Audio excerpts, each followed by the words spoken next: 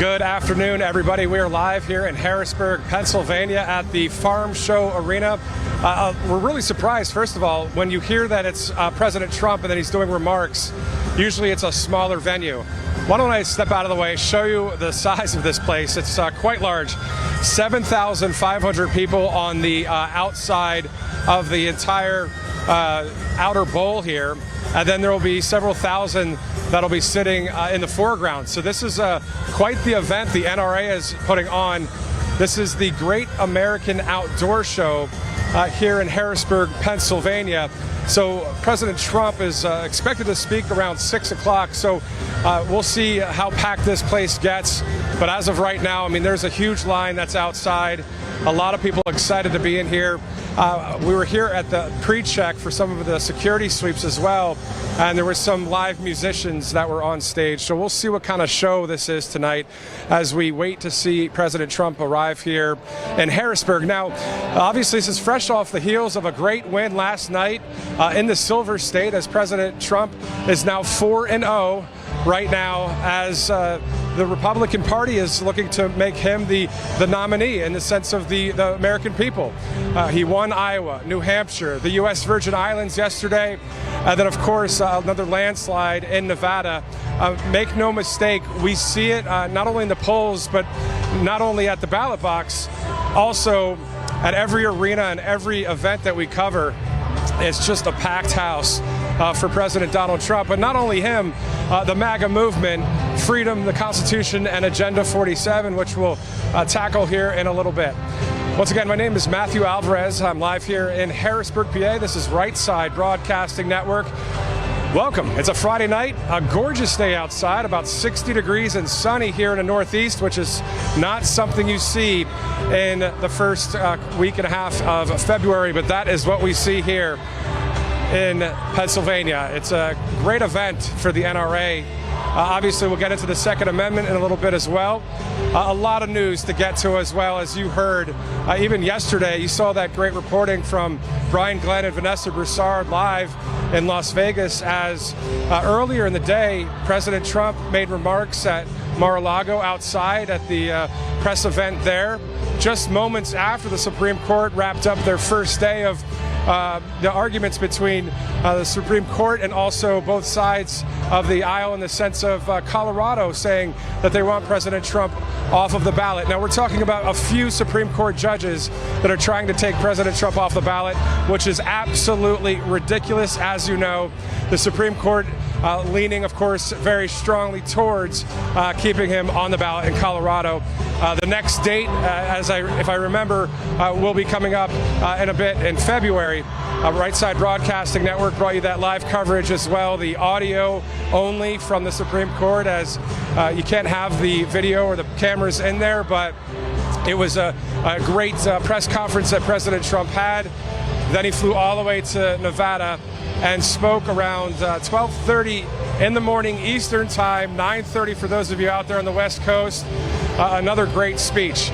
But my, oh my, what a wild night that was when it comes to Joe Biden and the things that he tried to mutter after he was found that he would not be getting any charges for his documents case.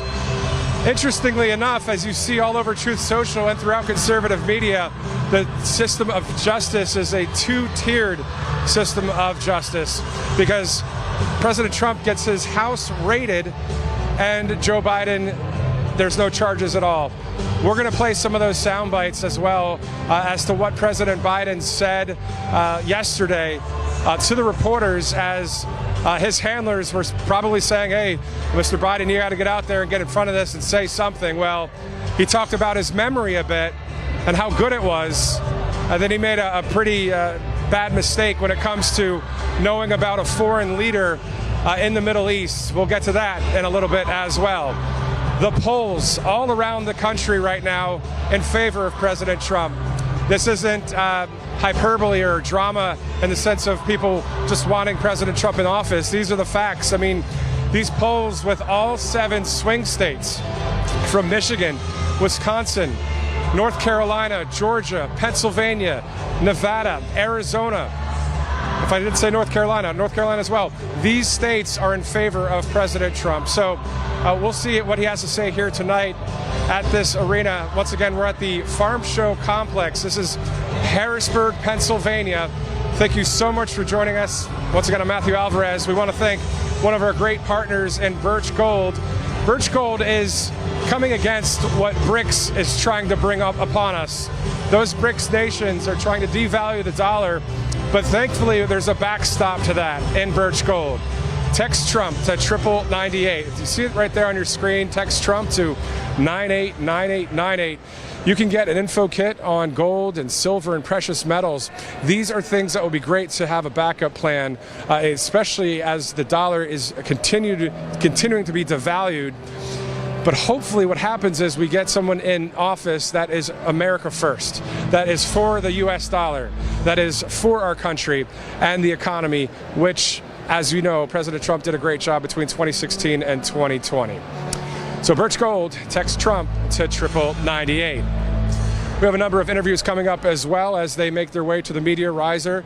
Sometimes that gets caught up as well because a lot of people are saying hello to each other and meeting and greeting here in the arena. So once again, I want to give you a live look at this arena, and we'll see what it looks like as we get closer to the arrival of President Trump. Once again, slated to speak around 6 o'clock. Now we can see here on the foreground the floor seats, but if you look all the way to your right as well, these seats are kind of like a roller coaster. They are steep seats here in this arena. My wife and I were actually at the farm show, the Pennsylvania Farm Show, just a couple weeks ago, and we saw some tractor pull kind of thing in here, a number of other events. And also, if you ever get a chance to come to the Pennsylvania Farm Show, get some of the pierogies. Trust me, they're very good. We also had some maple cotton candy. My wife wanted it. I said, all right, let's get it. It's good stuff. Now, anyway, back to the point here. If we want to look to the left, the place is packed. All of the people are here from the front row all the way up section 20, 21, 22, all of them here. And there is some seating behind the media riser as well. And we're going to be showing as much as we can of the crowd as possible. But before we get to more of the crowd shots, I want to bring on someone that is a patriot rock star for the conservative movement. And if you follow her on X, she knows what she's doing. Let's be real. I'm talking about the former ambassador to Denmark under the first Trump administration. We have Carla here with us. Now, Carla is an awesome person because she has obviously been with the Trump administration. We'll get to that here in a second, but I can tell you that we'll be having a lot of live information throughout the day. So all you have to do is send this link to as many people as possible so we can get as many people watching President Trump as possible. So let's bring on Carla Sands right now here live on Right Side Broadcasting Network. And thank you so much for joining us, Ambassador. Really nice to see you. Nice to see you, too. Now, I remember you were in Erie, and you were on the stage there. What's it like to be a part of just this whole movement called the MAGA movement? It's unbelievable. It's like nothing I've ever experienced in my life. When I was a very young woman, I remember the Reagan days, Ronald Reagan, and this is bigger than that. This is bigger than the Obama movement. This is a movement that's all about Americans doing well and helping other Americans. It's very exciting. Now, I was watching some of the posts that you do on X. You don't hold it back, do you? I don't. I was just out with the Phyllis Schlafly Eagle Forum in Pittsburgh last night. Drove in today here to come home and also to hear from President Trump. I think that we have to speak the truth, and for too long we've been suppressing the truth and not talking about what's really happening in our country, in the world, and so I think it's time. And you're the vice chair of the American First Policy Institute here in Pennsylvania. Tell us about the importance of that institute. So it's very important because we're going to work. We've just started up. We're one of the 5 first state chapters.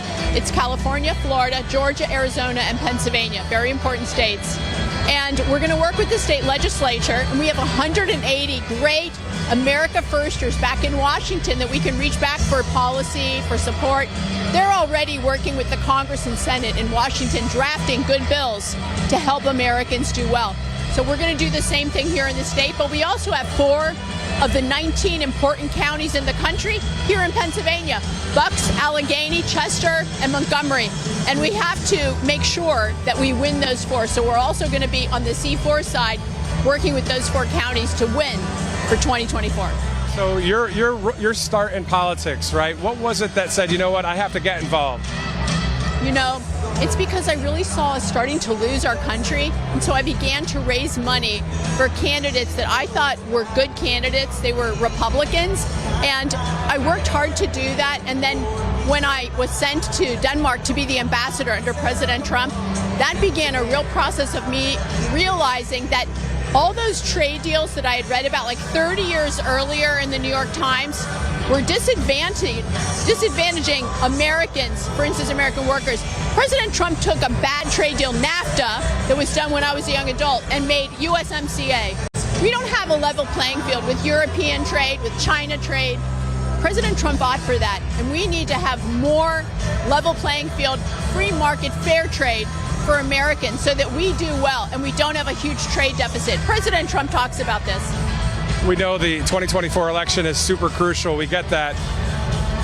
Out of your words, though, how would you describe 2024, November 5th of this year? Well, President Trump's worried about the election being the cheating. So we need a lot of great America First lawyers to come and help us with the election. They can reach out to me. They can reach out to America First Policy Institute. We'll put them in a pipeline. We're going to have their back.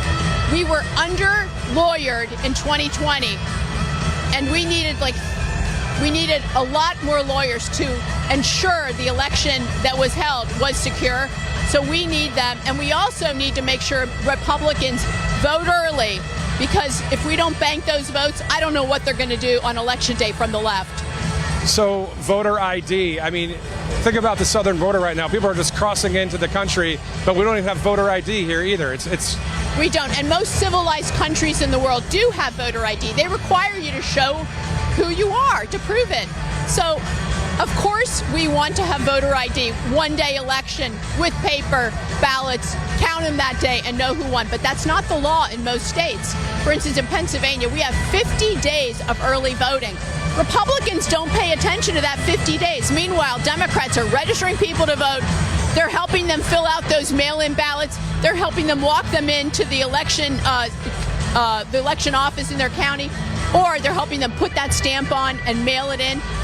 Republicans need to go more than toe-to-toe with Democrats to actually win. We need to use those 50 days of early voting to win in 2024, this November.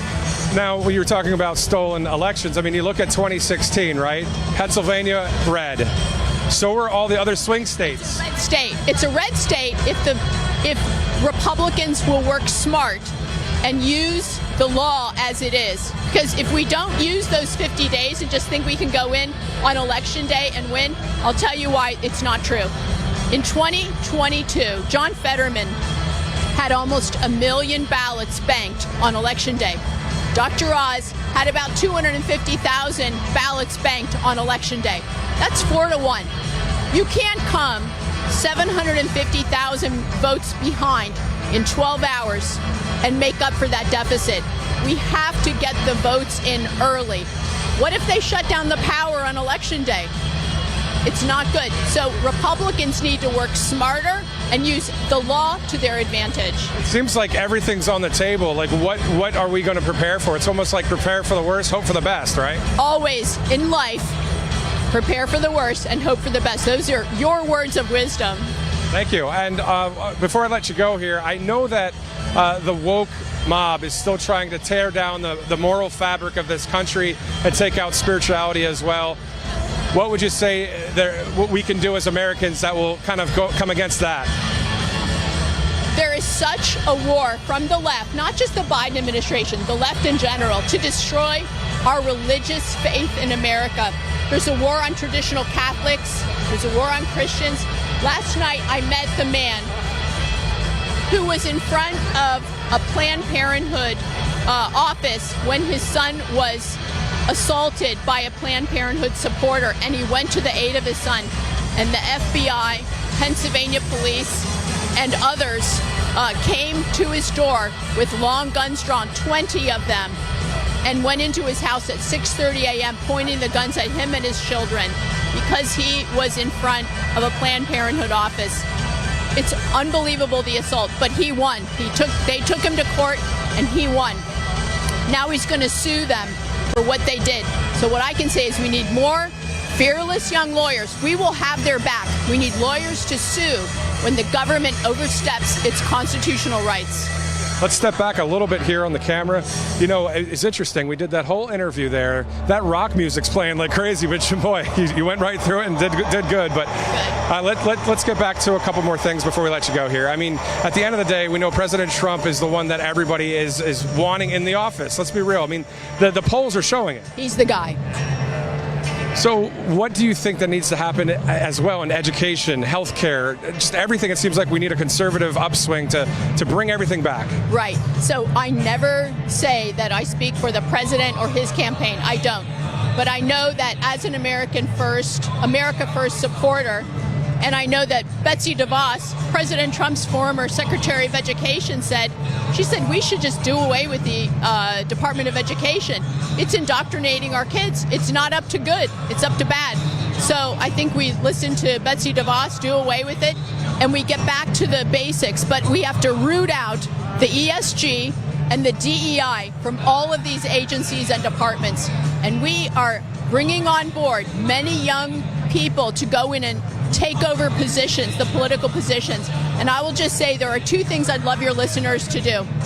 Number one, they can go to Heritage Foundation's Project 2025, go into the portal and sign up to be in the next Republican administration. And number two, they can go to AmericaFirstWorks.com, AmericaFirstWorks.com, and sign up. And they can even sign up for our Telegram channel. And we have weekly trainings, people like Congressman Lee Zeldin and other well-known Republicans who are fearless. And we are going to help them with messaging to friends, because we know the number one way to get people to turn out to vote is through friends and acquaintances, people you know. And they're going to be able to be influencers by going to AmericaFirstWorks.com and working with us on our election integrity and election success outreach. I've been on a number of Zoom calls with a number of election people around this country. PrecinctStrategy.com does a great job. Love PrecinctStrategy.com. Sign up to be a precinct committee man or committee woman. It's really important. And then also the Cause of America with Mike Lindell. What would you like to say about Mike Lindell doing great things for the country as well? You know, he's such a patriot. I was never a machine person, and then I saw that pen in a courtroom, and in 30 or 60 seconds, they literally changed the outcome of the votes. And if you will carry your ballot in Pennsylvania to the county election office, it doesn't go through the machines. It actually just goes through a counter, and it will be counted, and you can check online that your vote's been counted. So, and that makes sure nobody can show up on election day and vote in your place if you'll vote early. And then other patriots that are around Pennsylvania, Doug Mastriano, Scott Perry, and others. I mean, it seems like there's a groundswell of just support for people like them and yourself. So Scott Perry is my congressman, and I love him. He's a terrific patriot. And it's true, there are a lot of America First elected representatives that are looking out for us, and it's only growing. And we need men and women like that in the Congress and in the Senate. You could see they didn't even impeach Mayorkas. It's unbelievable. And also, they didn't pass that clean bill to send some aid over to Israel. And I don't think many of us are interested in sending more money to the very corrupt Ukraine before we get a full accounting and know what's going on over there. Did you watch the 60 Minutes report this past Sunday on the southern border? They were showing that there were some of the Chinese immigrants, illegal immigrants, were using TikTok in order to figure out how to get across the border. What are your thoughts overall about that crisis that we have down there? So we have the greatest crisis on the border in my lifetime. And it's outrageous that the Chinese are using TikTok, that people from adversarial countries are coming in, and most of them are military-age men, and they don't look like they have good intentions.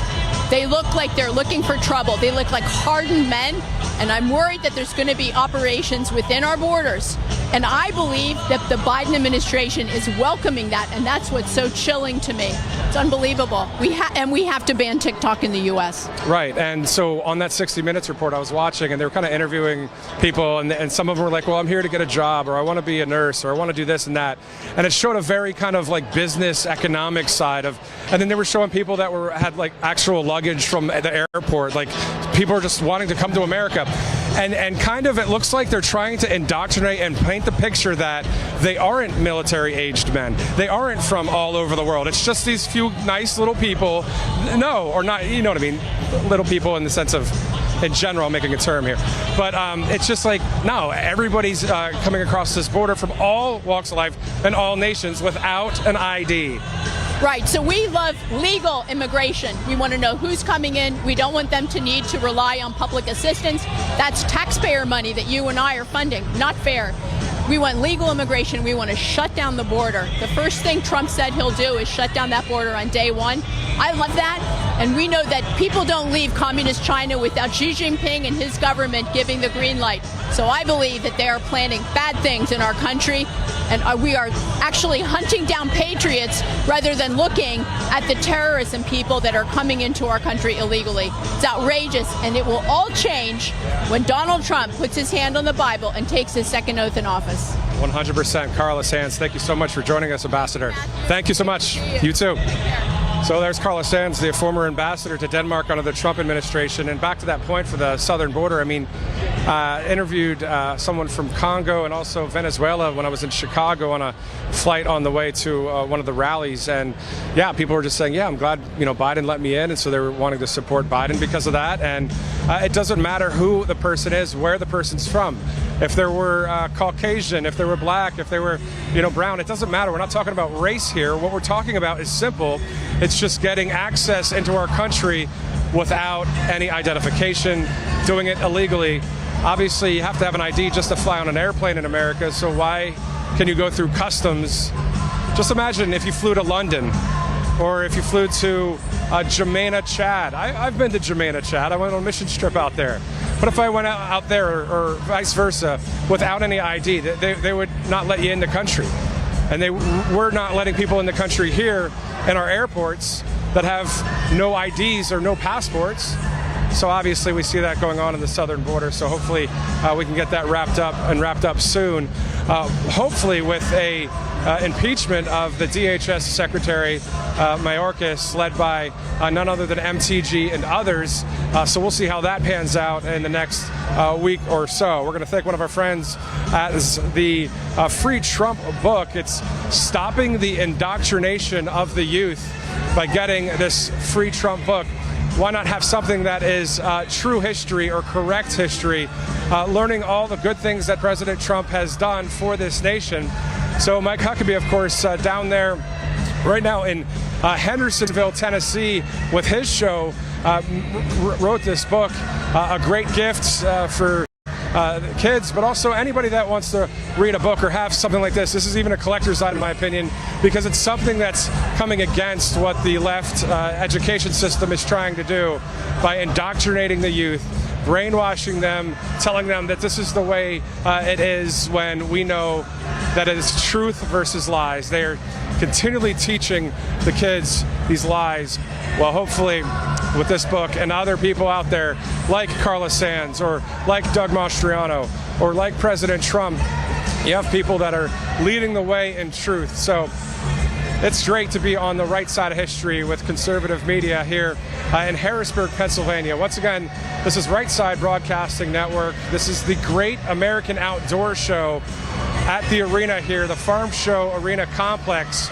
And surprisingly, again, President Trump, when he does remarks, right, it's usually a smaller venue.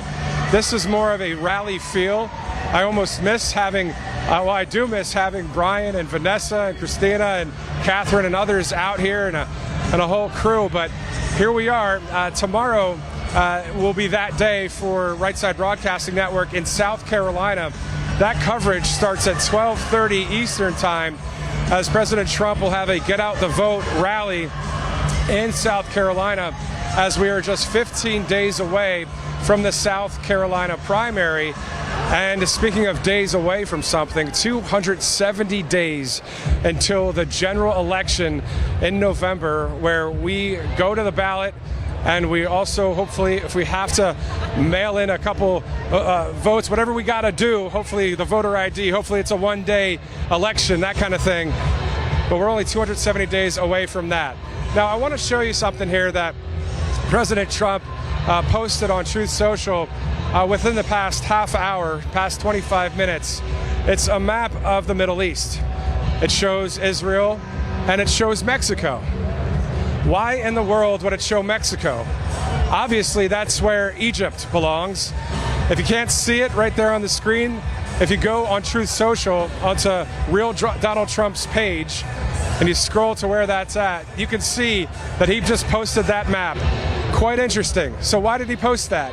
If you don't know why it says Mexico right there, I want to show you a video just from yesterday where Joe Biden, talking about how great his memory is, had a few things to say about Israel and Gaza and Egypt. Well, you be the judge. Listen.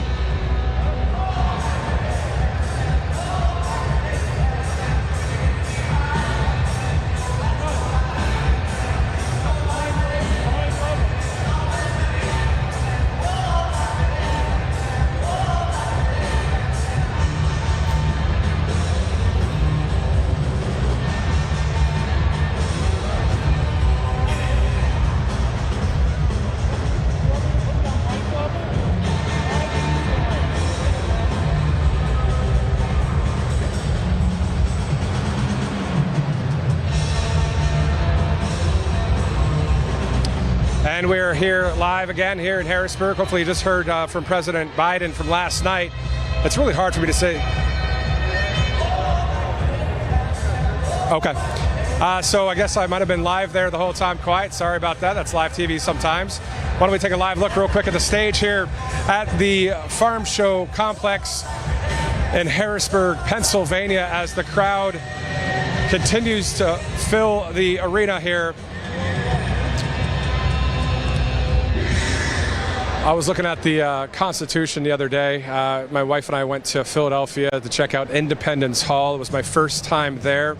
If you want to take a look at some of the photos that I took, it's on Truth Social at Matthew Alvarez. It was pretty awesome to be inside the assembly room where George Washington and John Adams, James Madison, Benjamin Franklin, our founding fathers. Robert Morris, I'll name because I went to school at Robert Morris University out there in Pittsburgh. The signers of the Constitution. Also, the Declaration of Independence signed there. It was pretty great to be inside that room. So once again, you can see those photos at Matthew Alvarez.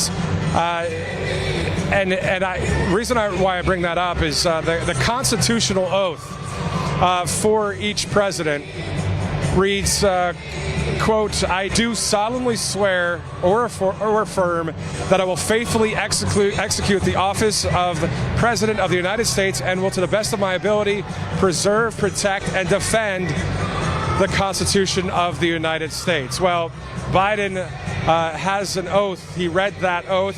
Obviously, he's not protecting the Constitution very much at all. We have a so-called president getting angry at reporters asking about his mental state. And if we could take a look at that video, that was from last night, where a number of reporters were out there asking him about his memory and other things that he had to deal with. And let's listen to that video right now.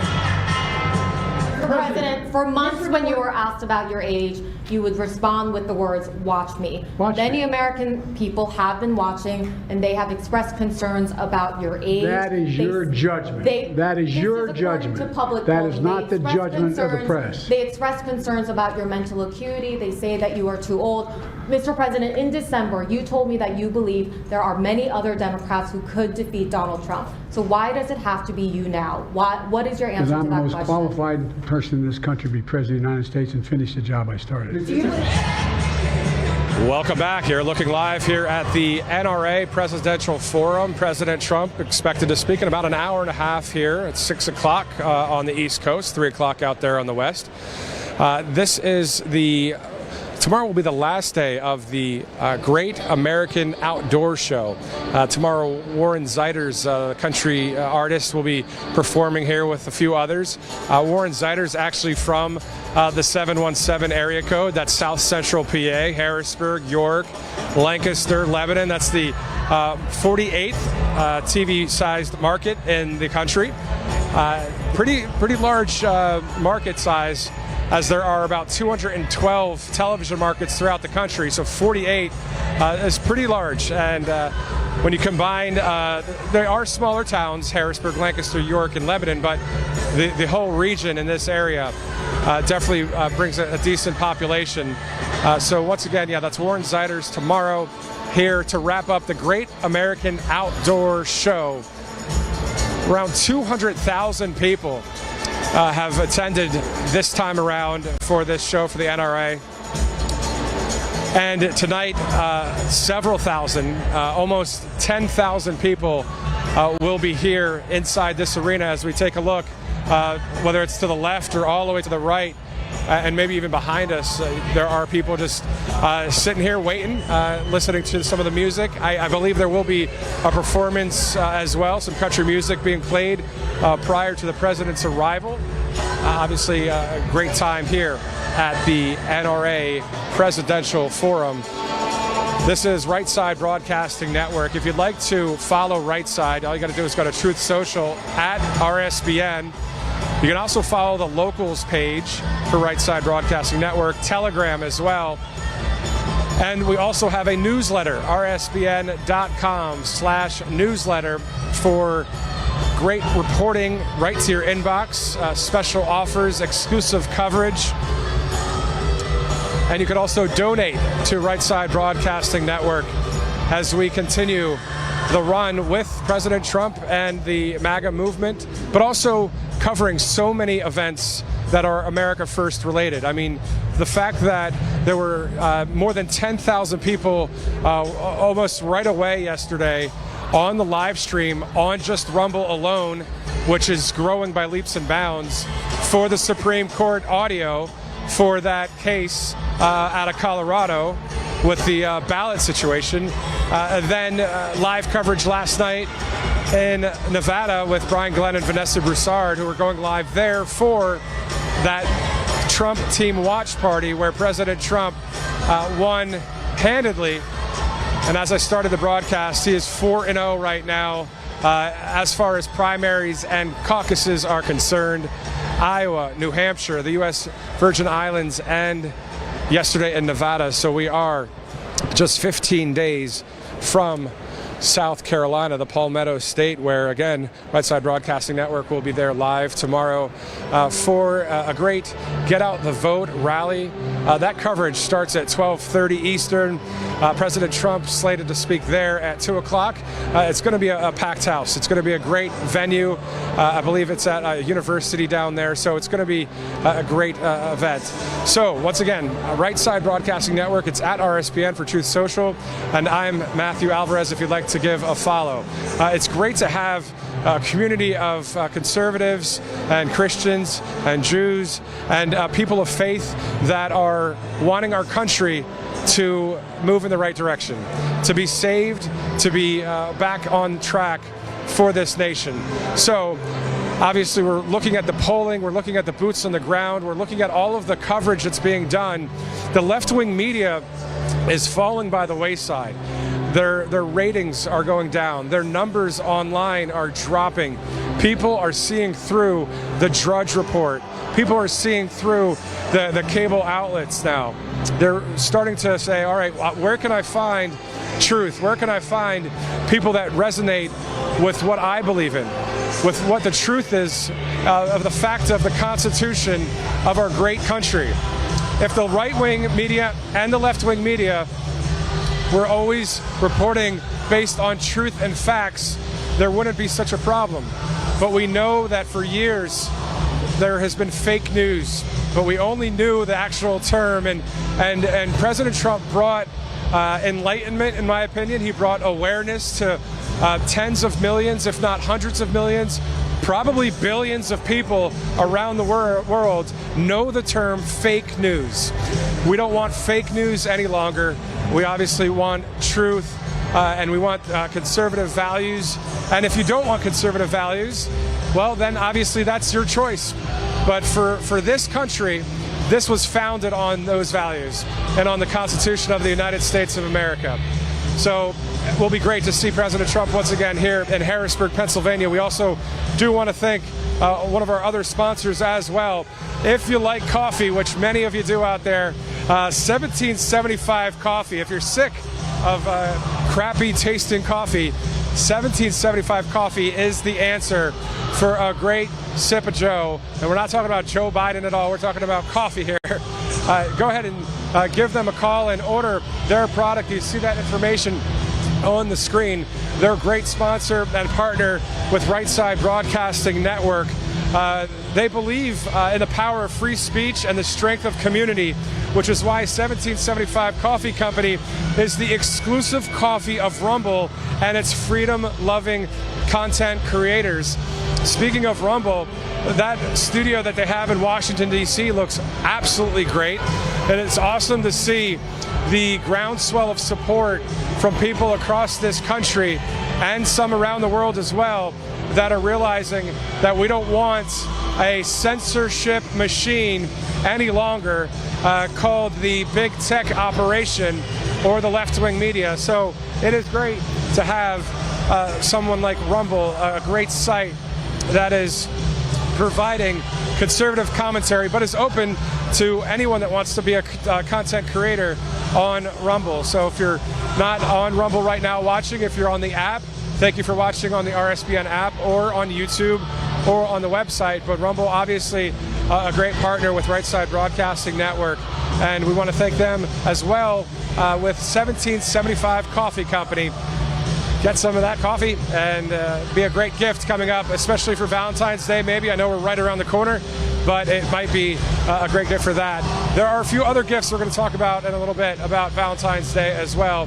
Might have to get a super speedy delivery in order to get it by the 14th, but still, it is the thought that counts. Okay, let's calm it down a little bit. The music's obviously very loud here at the complex. We interviewed Carla Sands a little bit earlier, but I want to talk about the upcoming Super Bowl as well. We know that the 49ers are playing the Chiefs. There's a lot of discussion about who the conservatives are going for. It's coming to be like a more of a conservative Super Bowl at this point, in the sense of conservatives versus liberals. But at the end of the day, if you don't want to talk politics, you just want to watch the game like many do, that's what it's all about as well. Just enjoy the game. But I will say, I want to give a shout out to one player in particular, who is Mr. Irrelevant, who was drafted in 2022 as the last draft pick to the San Francisco 49ers. I want to talk about a player that played for the Iowa State Cyclones college football team. Someone that is not shy about his faith, his Christian faith, someone that gives glory to God, and it's pretty awesome to see that. Now, before I talk about that particular football player, which most of you know who I'm talking about at this point, I want to say that the San Francisco 49ers, since maybe I was 16 or 17 years old, I was a 49er fan. I liked Joe Montana and Jerry Rice and Candlestick Park and all that.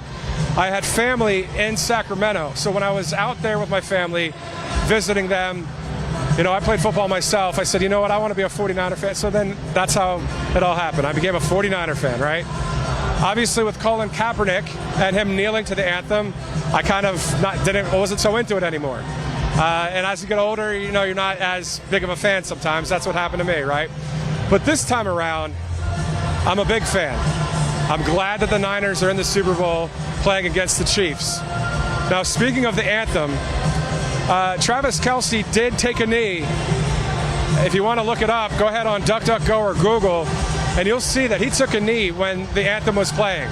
So this is not about race. I'm not talking about race right now. I'm just talking about honoring the national anthem, honoring our troops, and honoring our country.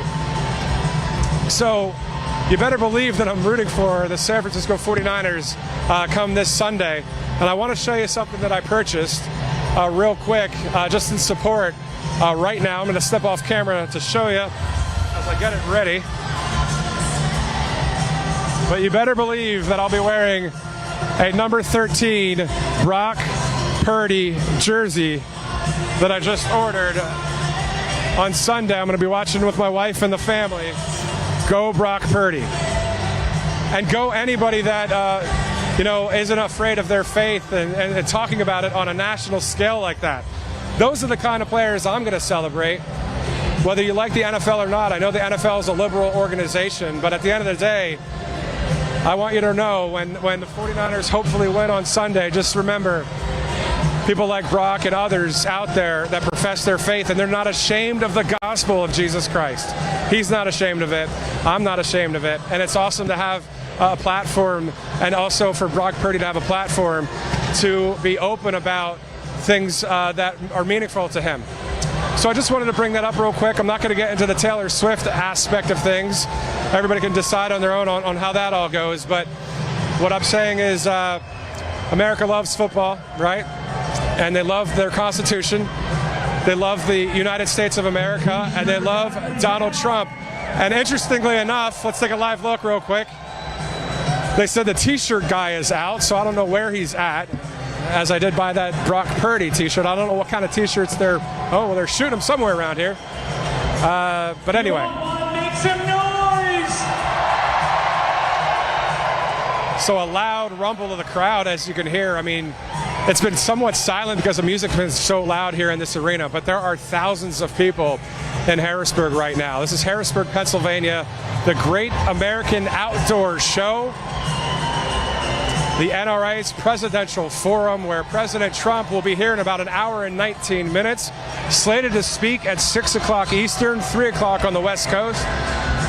And there are people sitting behind the media risers because the arena has seats that are above the risers all the way around this entire event space. So this is more like a rally here in Pennsylvania, as will be tomorrow in South Carolina, that Get Out the Vote rally, where we are 15 days from the primary for the Republican Party.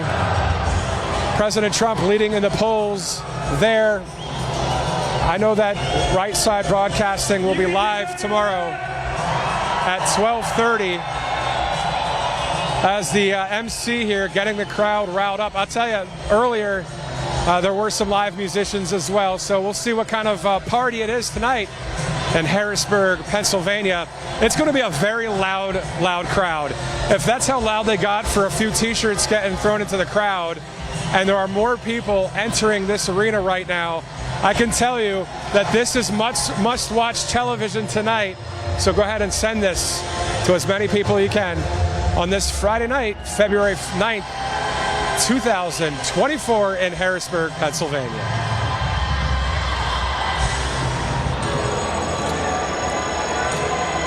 So once again, this is the NRA Presidential Forum. President Trump leading in all of the polls when it comes to the swing states. It's just wild to see that. I mean, I remember in 2016 covering one of the watch parties at a local affiliate, and the joy and the pride for the nation and the excitement for the country that just overwhelmed that room. People were chanting USA. There were tears in people's eyes. It was somebody that was an outsider and is an outsider that became the president of the United States, became the 45th president. And all of those swing states were all red. All of them are red. Nevada, you were red. Arizona, Michigan, Wisconsin, Pennsylvania, North Carolina, Georgia. This country loves its country. This country loves freedom and this America First, Make America Great Again movement. I wish that the liberals and the Democrats that are getting detoxed from being brainwashed would just start to open up and say, you know what, yeah, you're right, it's not worth it. It's not worth my freedoms. It's not worth atrocity. It's not worth terrible things. It's just, we want to be a country of peace. Peace through strength. So as I look at a number of things that President Trump will do under a second Trump administration, these policy issues, he wants to rebuild the greatest economy in history. He wants fair trade for the American worker. He wants to unleash energy dominance. You know, you hear him always say, drill, baby, drill. That's what he wants to do on day one. It's all about that individual responsibility personified. Our freedom, our rights, our oil, our fuel, our economy, our Second Amendment here at the NRA and throughout this country. He wants secure borders, and he wants to reclaim national sovereignty. It says that he also will have war on the drug cartels. This is all from DonaldJTrump.com. You can look for yourself. He also says he wants to stop crime and restore safety, to renew American strength and leadership, to reject globalism and embrace patriotism, to care for our veterans, to protect parents' rights, defend law and liberty, end censorship and reclaim free speech. Once again, pretty much reading Agenda 47 right here, bullet point by bullet point. Free, honest, and lawful elections. He wants to drain the swamp of Washington corruption. And he wants better health care choices at lower cost. There are many more on Agenda 47. And you know, this isn't just about President Donald Trump. I personally desire all of those things to happen as well. I know tens of millions, if not more than 100 million people in this country want that as well. That is a America First agenda. Let's take a live look right here at the guy. He's actually throwing the t-shirts into the crowd. Always fun to see that as the crowd is looking. There you go, just shot one right here to the front of the crowd here. Definitely a festival-like atmosphere on the second to last day of the Great American Outdoor Show.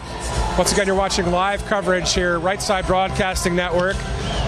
You're not going to get this coverage anywhere else. Literally, I don't think I see anybody else going wall-to-wall live, showing the crowd, showing your fellow patriots, your fellow family here in Harrisburg, Pennsylvania. And that is all peoples of this country. We're a melting pot. Great. Who cares? What I care about is people that are from all walks of life desiring freedom for this nation and desiring the Constitution to continue to be the law of the land. You hear it from all people in this country. I've seen it. Every walk of life, every skin color. Everybody's saying it. They're saying we want President Trump in office. And at the end of the day, and I bring that up because the left always tries to call names, you know, hey, the right wing is this or the right wing is that. Well, no, the right wing are people that love God and love the country and love each other. I'm preaching to the choir here on Right Side Broadcasting Network. It's 4:48 Eastern Standard Time. You can see the guy just right here on the left side here as well. Yeah, this crowd's going to be, it is actually crowded even behind right now the media riser. Somebody holding up a Trump 2024 sign.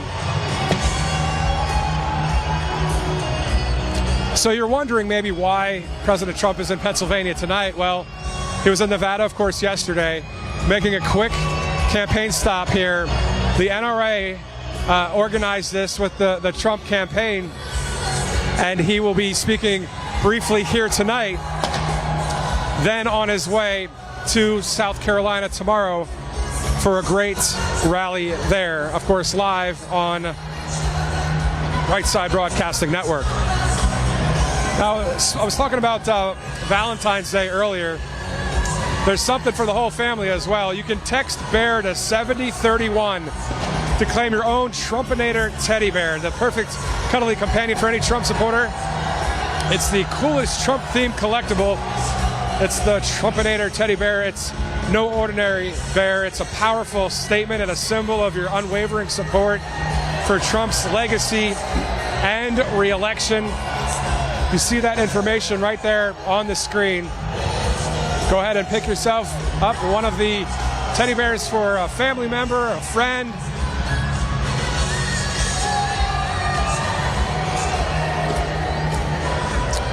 Another great sponsor and partner with Right Side Broadcasting Network.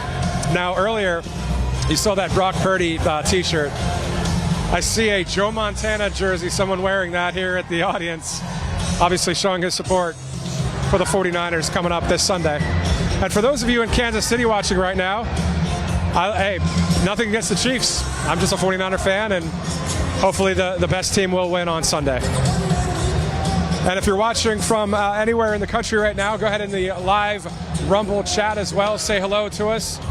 Tell us where you're watching, and make sure to tune in. Definitely stay tuned with us. But also, when President Trump takes the stage tonight, this crowd is pretty rowdy here in Harrisburg. So it should be a very loud environment.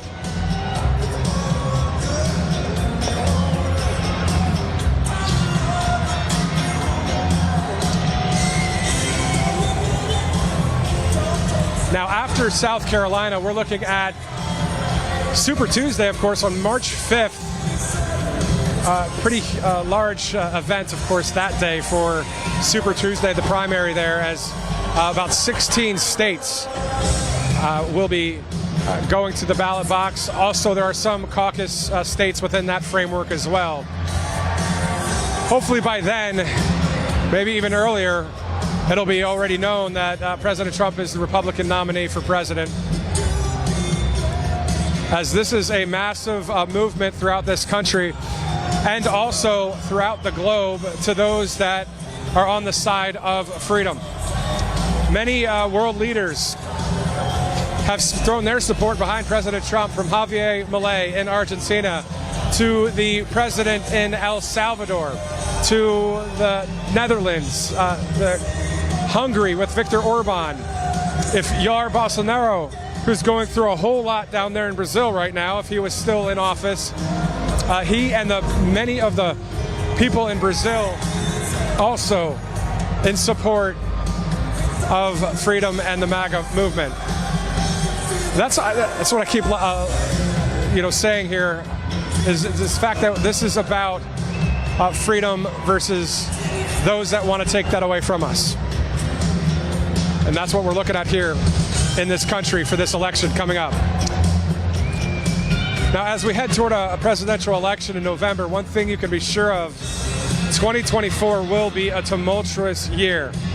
How will you use your hard-earned savings?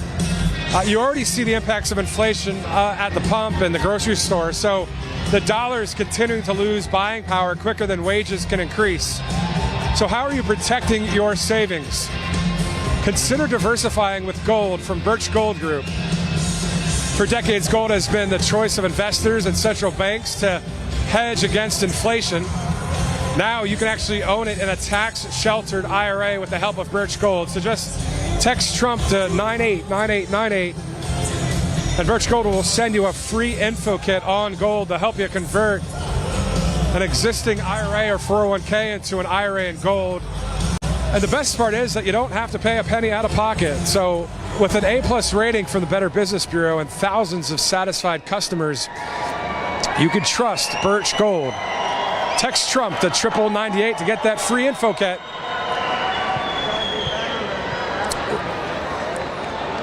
As we're live here in Harrisburg, Pennsylvania. 15 days from the South Carolina primary, 270, for those of you that are counting, to the general election. Now, yesterday, the Supreme Court in Washington, D.C. Wrapped up its first day of that court proceeding. And President Trump, minutes after, had a press conference right outside of Mar-a-Lago. So we're going to re-rack that, and we want to show you that press conference in West Palm, or in Palm Beach yesterday, as President Trump invited a number of the media there to talk about his thoughts about Colorado and the fact that they're trying to keep President Trump off the ballot. It's only a few people in the Supreme Court that are trying to do that in Colorado. We know the Supreme Court is definitely most likely going to be a 9-0 win, in my opinion, for President Trump to stay on the ballot. But here's yesterday's press conference. I want you to listen closely if you haven't heard, but listen to what President Trump had to say about January 6th and other things, as he is a peaceful and a patriotic, the people's president, Donald J. Trump. Take a listen. Legally in the gotaways that are in this country. Where are they living? Well, I tell you, they're living on the streets, and they're living in public, government-funded. Just finished watching the Supreme Court. It was a beautiful thing to watch in many respects. It's unfortunate that we have to go through a thing like that. I consider it to be more election interference by the Democrats. That's what they're doing. The good news is we're leading virtually every poll. We're leading I don't even know if we have anymore. I'm not sure that we even have a Republican candidate, somebody running, but not making any impact. So as you know, we won Iowa, we won New Hampshire in records, and each one a record. We think we're going to do very well. I'm heading out right now to Nevada for the caucus. We certainly did well in a primary that didn't matter, where they voted very nicely. And we have tremendous support from the people of our country. They hate what's happening at the border. They hate what's happening just generally. We're not a respected country anymore. We're laughed at all over the world. They're laughing at us. And they hate what's happening. They hate seeing it. They love our country. They want it to come back. And we're going to do that. If you think about it, had the results of the election been different, that would be nice. You wouldn't have the Ukrainian situation with Russia. You would not have had an attack on Israel, which was so horrible. You would not have had inflation. You wouldn't have China talking about Taiwan. You wouldn't have any of the problems that we have today. And you certainly had a broke Iran, and now you have a very rich Iran. Iran was broke when I left. They had no money to give to Hamas. They had no money to give to Hezbollah. And now they have 200 billion. Plus, as you probably know, people don't like to admit it, they certainly control Iraq. And Iraq has another 300 billion. So you have a very rich group of countries. And as you know, Iraq should have never happened. That was a balance against Iran, and we blew out the balance, and now Iran has essentially Iraq. And Iraq doesn't like saying that, but that's the way it is, and it's a shame. The world is in tremendous danger. We're in danger of possibly a World War III, and we have a man who's absolutely the worst president in the history of our country. Can't put two sentences together. He's not going to be able to negotiate. They have a fan club. Our U.S. combat veterans.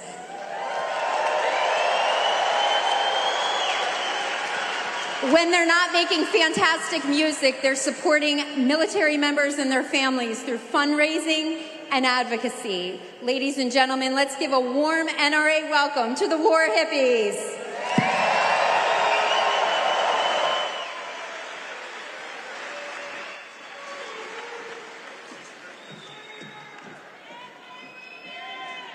What's going on, Pennsylvania?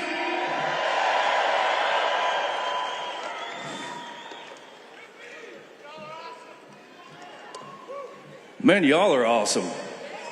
I was telling him side stage, I was like, this is wild, man. Well, we're going to play you a few songs here. In many respects, it's unfortunate that we have to go through a thing like that. I consider it to be more election interference by the Democrats. That's what they're doing. The good news is we're leading virtually every poll. We're leading I don't even know if we have anymore. I'm not sure that we even have a Republican candidate, somebody running, but not making any impact. So as you know, we won Iowa, we won New Hampshire in records, and each one a record. We think we're going to do very well. I'm heading out right now to Nevada for the caucus and the caucuses, and I think we're going to do very well there. All polls indicate we're in the 90s, maybe more than the 90s. We certainly did well in a primary that didn't matter, where they voted very nicely. And we have tremendous support from the people of our country. They hate what's happening at the border. They hate what's happening just generally. We're not a respected country anymore. We're laughed at all over the world. They're laughing at us. And they hate what's happening. They hate seeing it. They love our country. They want it to come back. And we're going to do that. If you think about it, had the results of the election been different, that would be nice. You wouldn't have the Ukrainian situation with Russia. You would not have had an attack on Israel, which was so horrible. You would not have had inflation. You wouldn't have China talking about Taiwan. You wouldn't have any of the problems that we have today. And you certainly had a broke Iran, and now you have a very rich Iran. Iran was broke when I left. They had no money to give to Hamas. They had no money to give to Hezbollah. And now they have 200 billion. Plus, as you probably know, people don't like to admit it, they certainly control Iraq. And Iraq has another 300 billion. So you have a very rich group of countries. And as you know, Iraq should have never happened. That was a balance against Iran, and we blew out the balance, and now Iran has essentially Iraq. And Iraq doesn't like saying that, but that's the way it is, and it's a shame.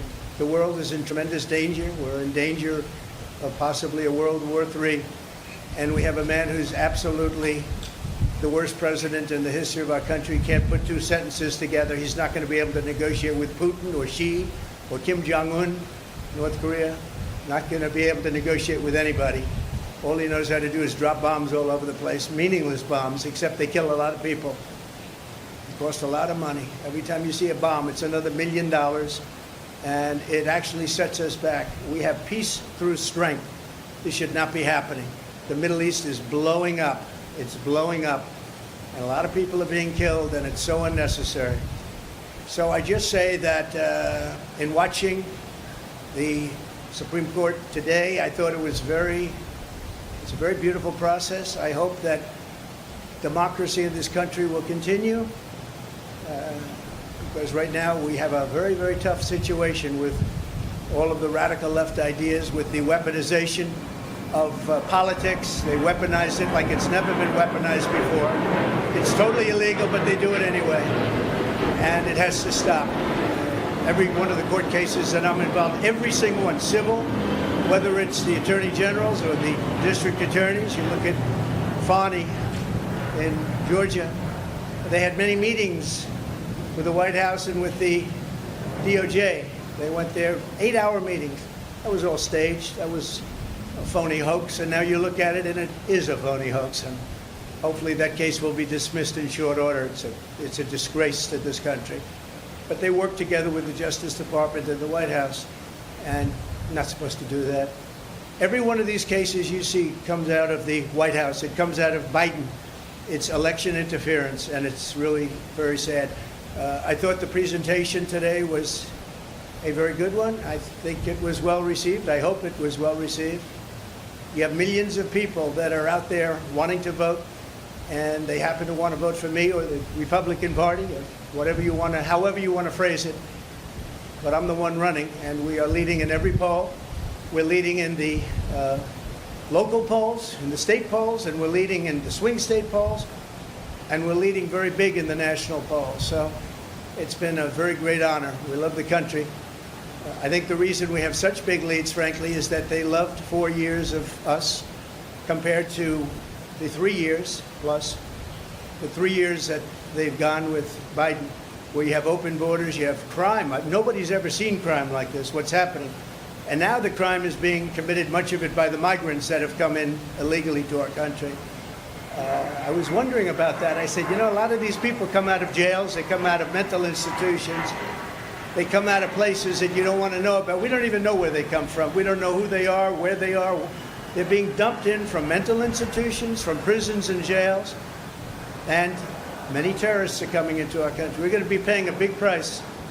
They have to stop it. They have to close the border. By the way, the president can do it just by saying, I want the border closed. I closed the border. We had the safest border in the history of our country. Now we have the most unsafe border in the history of the world. There's never been a country with a border like this, not even a third world country. So we are, again, we're going out to Nevada right now. We'll be out there. Some of you are going to be out there with us. Otherwise, your colleagues will be.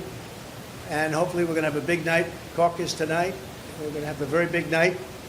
We expect to have a very big night. The Virgin Islands, as you know, are also very much in play today, so we'll be hearing about them sometime during the day or later on in the evening. And it's an honor to have you at Mar-a-Lago. I hope you like it. It's worth a little more than $18 million. There's another case. He says it's worth $18 million. I said, which cabin are we talking about? But that's the kind of justice we have when they say that to try and build up a case. That was a shame. But that gave up so much. When they said that gave up so much that Mar-a-Lago's worth $18 million. They had it appraised for, as you know, 50 to 100 times that amount. But we have a judge that's what he said. And he's supposed to be ruling on me. But who knows? Maybe he'll be fair. I doubt it, but maybe he'll be fair. So I want to thank everybody. And by the way, we proved that case 100%, 5 times over. That case is 100% proven, 5 times over. We've never seen anything like it. He just wouldn't dismiss it, no matter what. Shouldn't be there. It should have been in the commercial division. Anyway, it's an honor to have you. I look forward to having you again, and I'll probably see you out in Nevada. Thank you very much. The U.S. Supreme Court is said to be broadly skeptical in early reporting about the effort to try and kick you off the ballot. Having said that, though, speak to the argument, legal and otherwise, that your detractors have made leading up to the day. And it's an argument that was given voice by Mitch McConnell, the Senate Republican leader, not long ago. All right, I got the gist. There's no question I got the that gist. President Trump is practically and morally responsible for provoking the events of the day. He doesn't say that anymore. So let me just tell you that I heard and I watched. And the one thing I'll say is they kept saying about what I said right after the insurrection. Because I think it was an insurrection caused by Nancy Pelosi. This was an insurrection, if it was an insurrection, which there were no guns, there were no anything except for the fact that they shot Ashley Babbitt. Somebody from the police force shot Ashley Babbitt. So unnecessary, so sad, so horrible. But there were no guns, there were no anything. But if you take a look at my words, right after, you take a look at my speech from the Rose Garden, which was very shortly after, or you take a look at I'm only on Truth now, but at that time, we were tweeting, and I was on Twitter. If you take a look at those 5 or 6 tweets, you will see very beautiful, very heartwarming statements. Go home, the police are doing their job, etc., etc. Beautiful statements. If you see my statement made in the Rose Garden, I think you have to watch that, because today they said the words of Trump. Now, if you take a look at the words of Democrats over the last period of time, look at Schumer's statement about the Supreme Court on the steps of the Supreme Court. He sounded like a mob boss. Take a look at any of them. Take a look at any. We put together a tape of vicious, violent statements made by Democrats. Nobody brings that up. Take a look at Maxine Waters and the vicious statements that she made. I didn't do that. I said peacefully and patriotically. The speech was called Peacefully and Patriotically. It's peacefully and patriotically. He said I said bad statement. It was the exact opposite. So I think you should take a look at the statements that I made before and after, and you'll see a whole different dialogue. Mr. President, you just mentioned Chinese President Xi.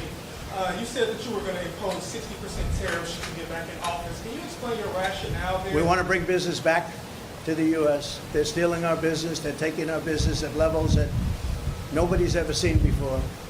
By doing that, we bring business back, manufacturing back to the United States, which I was doing. I took in hundreds of billions of dollars from China.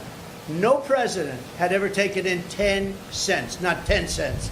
I took in hundreds of billions of dollars, and jobs were coming back. I was saving steel companies. Now they're blowing it. When I see U.S. steel being bought by Japan, what a sad thing that is to me. What a sad thing that is. So we want to bring jobs back. Very simple. Thank you. Mr. President, do you still have confidence in Speaker Johnson after the failed Mayorkas impeachment effort? I do have confidence in him, yeah. I very much do. I think he's a very good man, and I have great confidence in him. Why is Nikki Haley still in the race when you're dominating in the polls? Oh, I love that question. Thank you very much. You just said it. I don't know why she continues, but let her continue. We have a big one coming up, as you know, in South Carolina. And the polls are indicating that we're through the roof on that one. We're leading by, I guess, 35%, 35 points. So I don't know. I think she hurts herself, but I think she hurts the party and in a way hurts the country. But it seems to be dying. She did poorly in Iowa. She did very poorly in Iowa, actually. She came in third place. Ron DeSantis beat her, although you wouldn't know that if you listened to her speech. She did poorly in New Hampshire. She did poorly no matter where she went. I don't know how the results aren't in yet from the Virgin Islands, but I know she's playing it very hard. And in Nevada, she lost to No Name. She had a no name, and she lost by, I guess, 40 points. So I don't know why she continues, but she's a, I don't really care if she continues. I think it's bad for the party. I think it's actually bad for her, too. Mr. President, thank you for having us on a Thank you. day here. Given the battles over presidential immunity, I'm wondering if all presidents and vice presidents will be immune from any legal consequences for any action they take during their term? Well, I can say presidential immunity, which we'll be talking about because that will be upcoming, is very, very important for a president to have. If a president doesn't have immunity, he really doesn't have a presidency. He can be told to do things that he would never do. He can do really bad things for our country. Presidential immunity is imperative. It's going to be very, very important. And I'd rather talk about that next week. But there is nothing more important to a presidency than immunity, because they have to be free to make decisions without saying, oh, if I do this or if I do that, as soon as I get out of office, we're going to be indicted. We're going to have trouble. And the other party will do that. I think we've seen that. They've done that. There's some very bad people. And you have an opposition party, and they will do things that are very bad. If you don't have immunity, you can be blackmailed. You can be, as a president, they'll say, if you don't do this, this, and this, we're going to indict you as soon as you leave office. You cannot allow a president to be out there without immunity. If they don't have immunity, you don't have a presidency. You lose all, you lose all form of free thought and good thought. And you probably weaken the presidency to a point that it was never supposed to be weakened. It would be a very bad thing for our country. We'll be talking about immunity in the coming weeks. Mr. President, how confident are you that you will be treated fairly by the Supreme Court justices? And what sort of time frame do you need a decision in order for it not to derail the campaign? Well, I'm a believer in our country, and I'm a believer in the Supreme Court. I listened today, and I thought our arguments were very, very strong.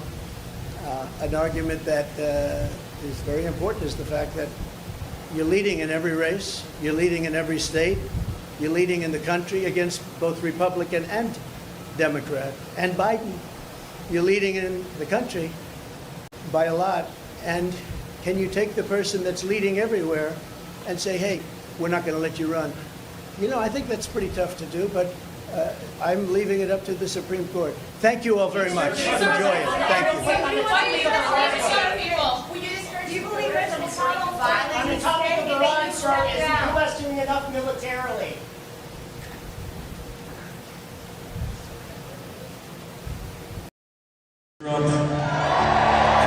And we are live back here in Harrisburg, Pennsylvania right now. A couple artists on stage right now. Due to copyright issues, we can't let the song play through, but we do know that this crowd is very happy to be here and to hear live music. Love to have y'all support. Coming here on out, if you guys look us up, War Hippies, we appreciate you guys very much. Thank you, NRA, for having us. And God bless the man that's going to walk up on this stage. And hopefully we see amazing. And once again, President Trump will be here at 6 o'clock. The place definitely primed and ready to go.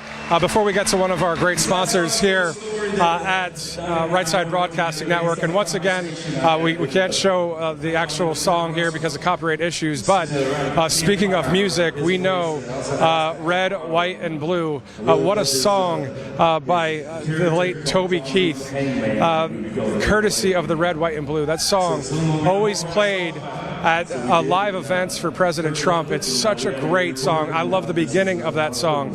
And I don't say that just because, you know, it's a patriotic song or there's no connection there.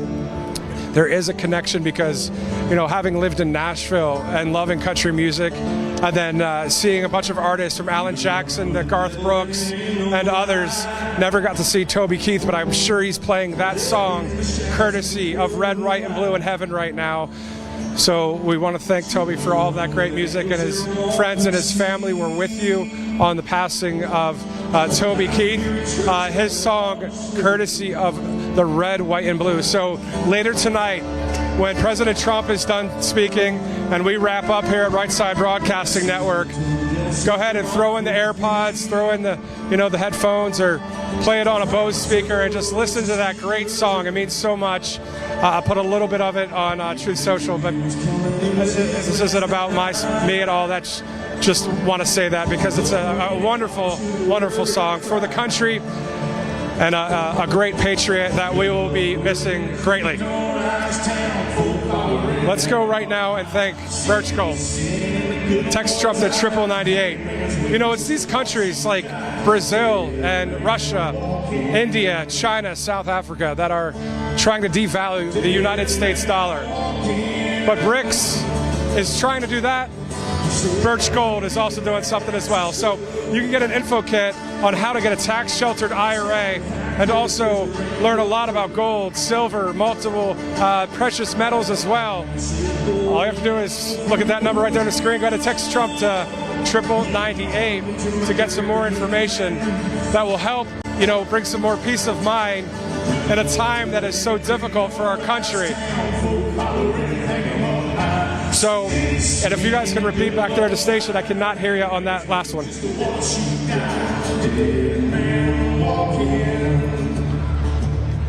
Copy that. Once again, yeah, BRICS nations coming against the dollar. So obviously we have something that within Birch Gold Group is able to combat that. It's always good. Once again, my name's Matthew Alvarez. We're live here, wall-to-wall coverage. This is what's great about live television, right? If there's someone to interview, great. We also have a number of pieces of video from the past 24 hours that are still in the 24/7 news cycle right now. What comes to mind is yesterday in Washington, D.C., as Joe Biden took on a number of questions about his mental acuity. And also the fact that he has memory issues. So he took on some questions there, and he kind of confused some things when it comes to Mexico, Egypt, Israel, and that kind of thing. So we have that video hopefully queued up in a little bit, but I want to let you hear that right now on Right Side Broadcasting Network. Go ahead.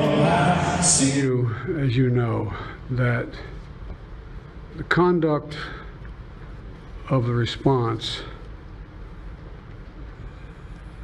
in Gaza, in the Gaza Strip, has been over the top. I think that, as you know, initially the president of Mexico, Sisi, did not want to open up the gate to allow humanitarian material to get in.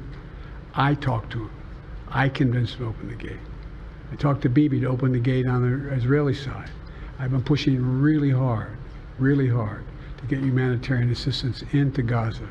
There are a lot of innocent people who are starving, a lot of innocent people who are in trouble and dying, and it's got to stop.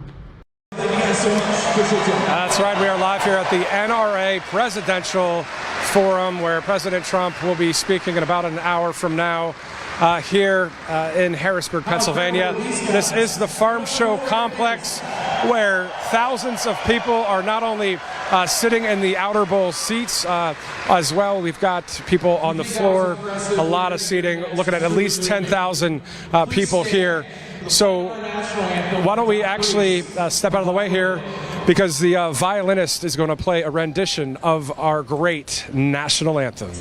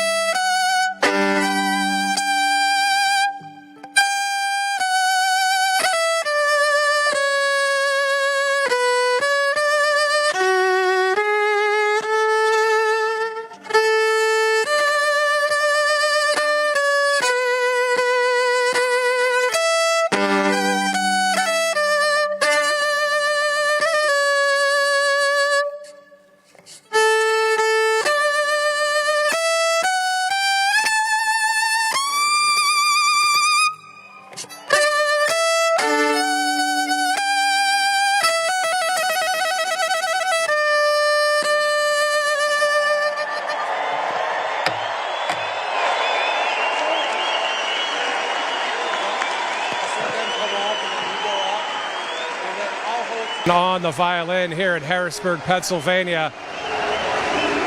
And we will pause just for the chant right now.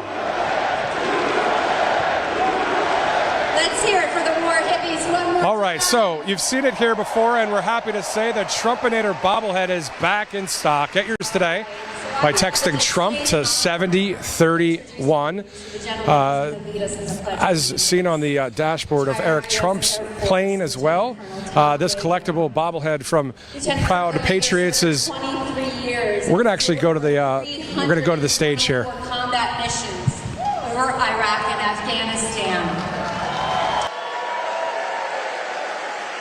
Lieutenant Colonel Yeager is a real-life maverick, serving as an instructor at the Top Gun Flight School. Ladies and gentlemen, Lieutenant Colonel Tom Yeager.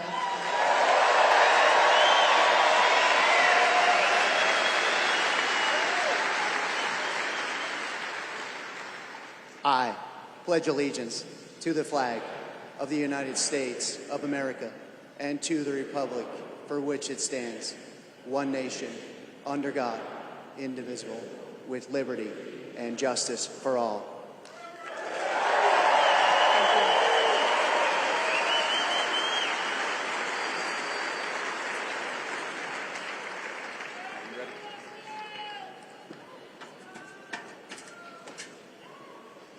All right, everyone, our next speaker.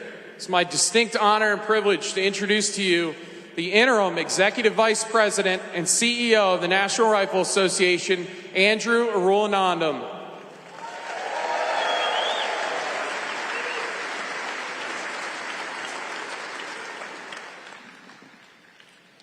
Good evening, ladies and gentlemen. You know, this is my first major public speaking engagement. Thank you. And I have to speak before a fired-up crowd like you, before the NRA President, and before President Donald J. Trump takes the stage.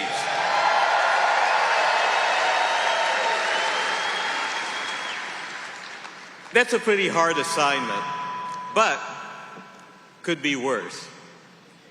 They could have made me speak after the president. And that's why I'm going to be very brief.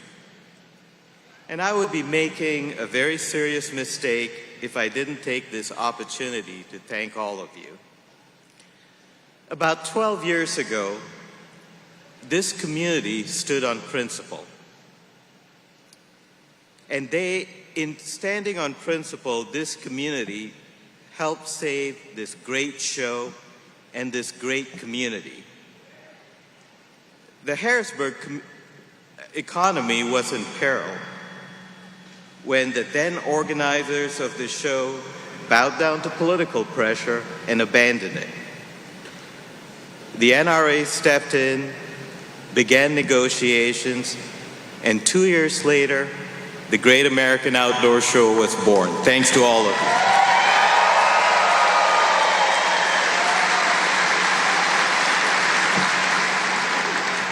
Today, not only does Harrisburg host the largest outdoor show in the world, it hosts the best.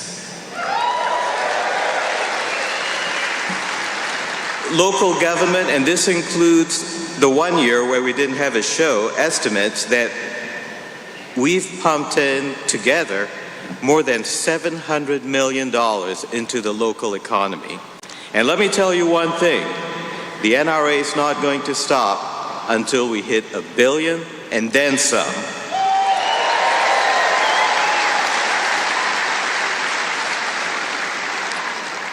Over the past 7 days, the halls of the Farm Show complex have been filled with outdoorsmen from all walks of life and from all over the country, indeed all over the world.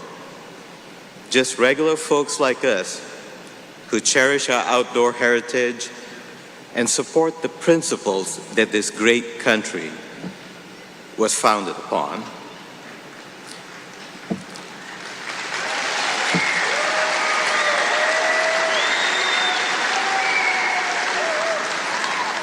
And today, you and I know that those values are under attack in Washington, in state houses across America, in courts, and of course in the media. So for me, it is a privilege and an honor to work with the men and women of the National Rifle Association who every day valiantly step up to the plate to safeguard this great American freedom. Thank you to all of you.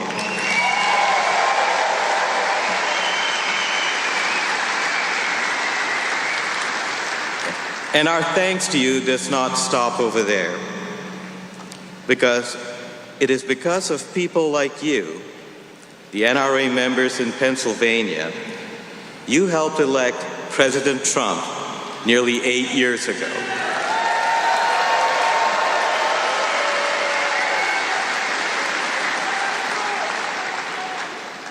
I'm going to apologize for this because I want to look at my notes so I don't miss anything.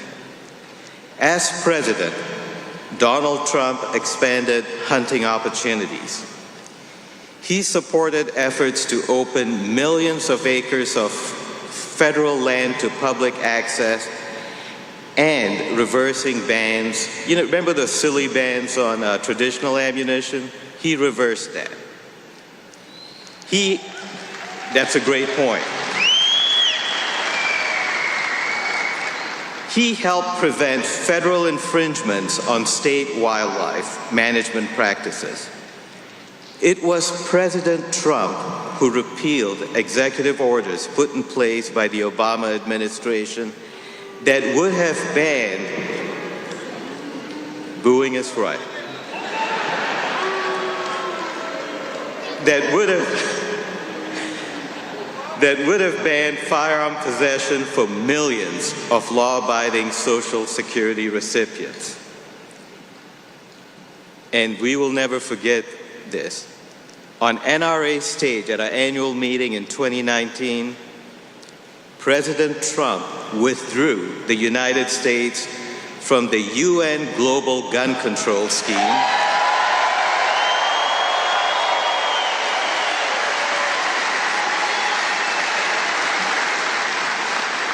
that ensured that our Second Amendment rights would never be subject to the whims of some international bureaucrat.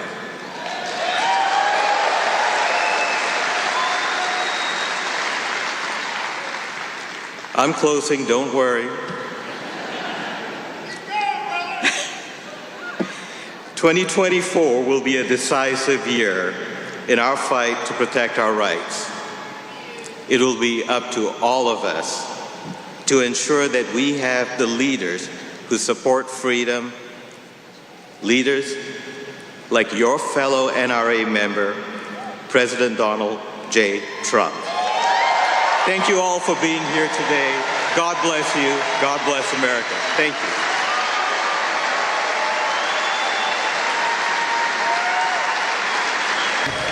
Another speaker here at the NRA event. We do want to thank our sponsors as we wait for President Trump to take the stage. Obviously, the Trumpinator bobblehead is something that flies off the shelves, as Brian said yesterday, every time we announce that there are more in stock. So go ahead and order one of the bobbleheads. You can see the information right there on your screen. Great gift, great collector's item as well. It is awesome. You got to have something like that. Definitely on the mantle. But let's go right here to the program. I'll say we're never going to give up our guns.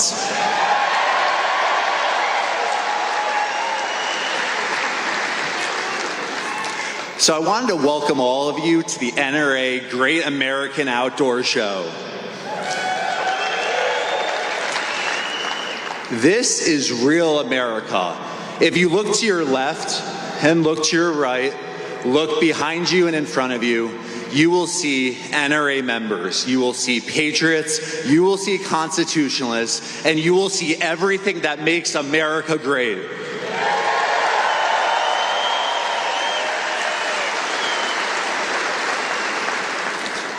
But if you could take a moment and look at the middle of the arena, that's the mainstream media.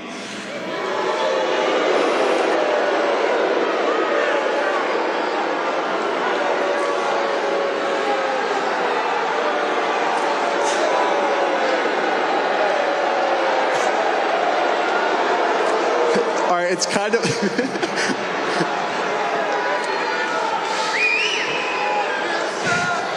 it's kind of unclear if they like you, media. But so we have CNN here.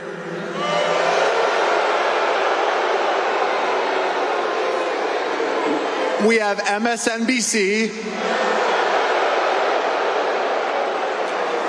We have the New York Times.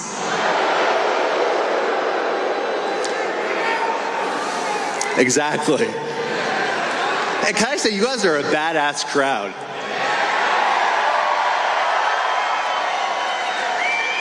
You guys make the job easy.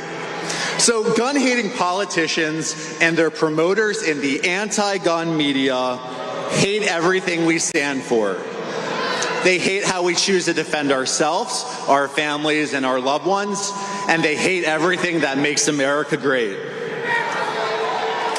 But most importantly, they hate those 27 words that we fight for every day, the Second Amendment.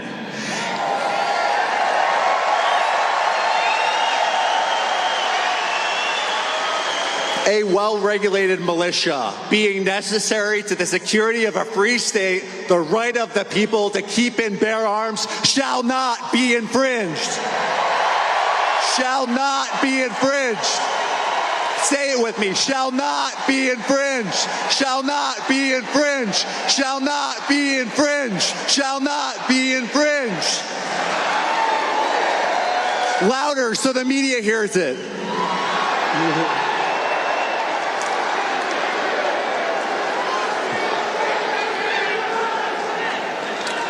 And many of them are live on TV right now. I could see their lights. So, at this moment, let's make sure that their audience hears us. USA.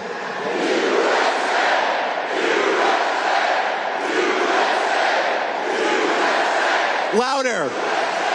We have to go louder, guys. Make them hear it.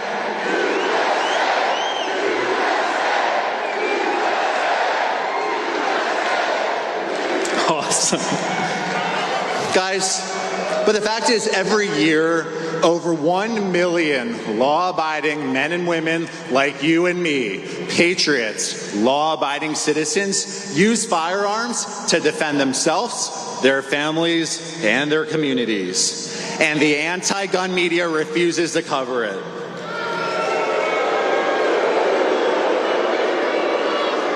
In fact, this same anti-gun media refused to cover NRA member Raul Mendez. Watch his video.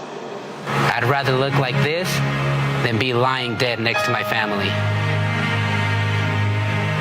This right here is the only reason we're alive. No one ever told my story, and we all know why.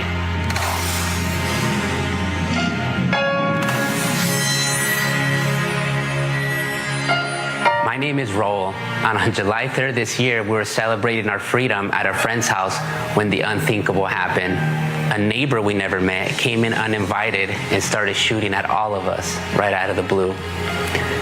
Before I can actually comprehend what was happening, one of our dear friends was shot and died instantly. Next thing you know, the shooter shot me right in the side of the head and through my left eye. I hit the ground unconscious. Everyone in the house was screaming bloody murder and thought I was dead, including my family, who sprinted to a nearby bedroom and tried barricading themselves. What felt like an eternity passed, and then my eyes opened by God's grace to the sound of the shrieking screams of my wife, 2 daughters, and friends who knew I carried a concealed pistol. After a short struggle against 2 brave friends, the shooter broke away from the fight and started to reach for his second gun, with my family lined up as his next victims. But I put 4 shots in his chest and sent him straight to hell. If I didn't have my gun, everyone in the house would have died. The news vans would have been front and center, but because I did, you never even heard about it. In fact, each year, over 1 million law-abiding Americans use firearms to protect themselves and their loved ones. But in 2021, America's 5 largest newspapers published just 10 news stories reporting defensive firearm use. In contrast, those same newspapers had a total of 1,743 news stories containing the keywords murder, gunfire, or shot. We still have no idea why that man opened fire that day, but it has only reinforced our family support for the Second Amendment. I was in the hospital for 5 days, and when I finally got out, I bought my family 2 handguns to train with. Evil will always exist, and we are more ready to confront it with equal force now more than ever. This family will never be victims again. My name is Raul Mendez, and I am a proud lifetime member of the National Rifle Association of America.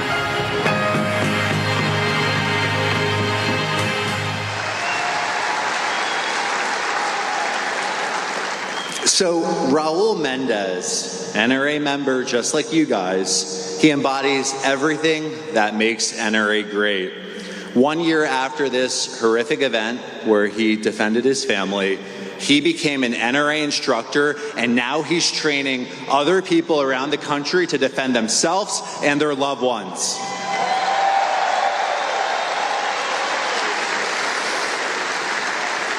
So next, let me introduce one of our closest friends at NRA. Her name is NRA instructor Robin Evans. Robin Evans has trained 4,500 women, victims of rape, domestic violence, stalking, and violent crime. Watch her video. We have been stalked, we have been raped, we have been beaten, we have been kidnapped, but we will never be victims again.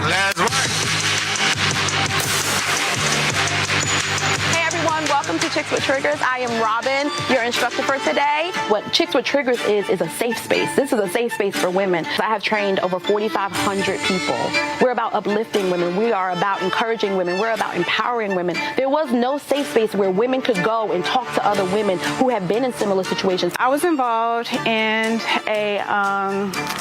a domestic violence relationship, and I actually had a gun pulled out on me during that relationship. He started following me everywhere I went. He started putting stuff in my car. Moms that are single are very vulnerable.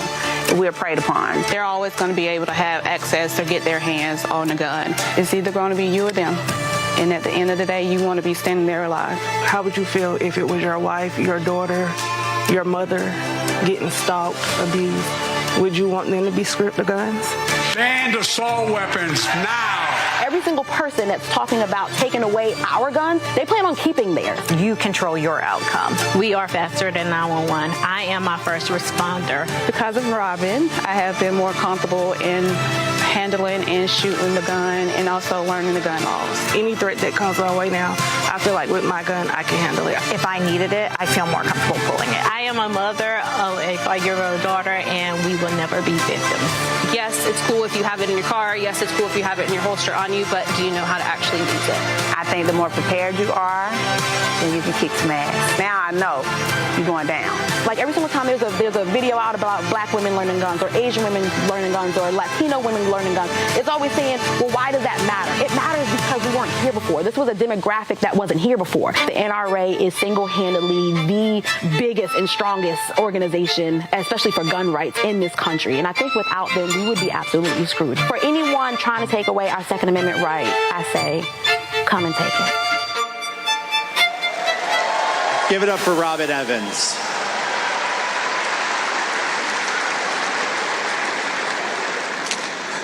So, on October 7th in Israel, terrorists from Hamas went and killed, slaughtered, beheaded 1,200 babies, men, women, and children.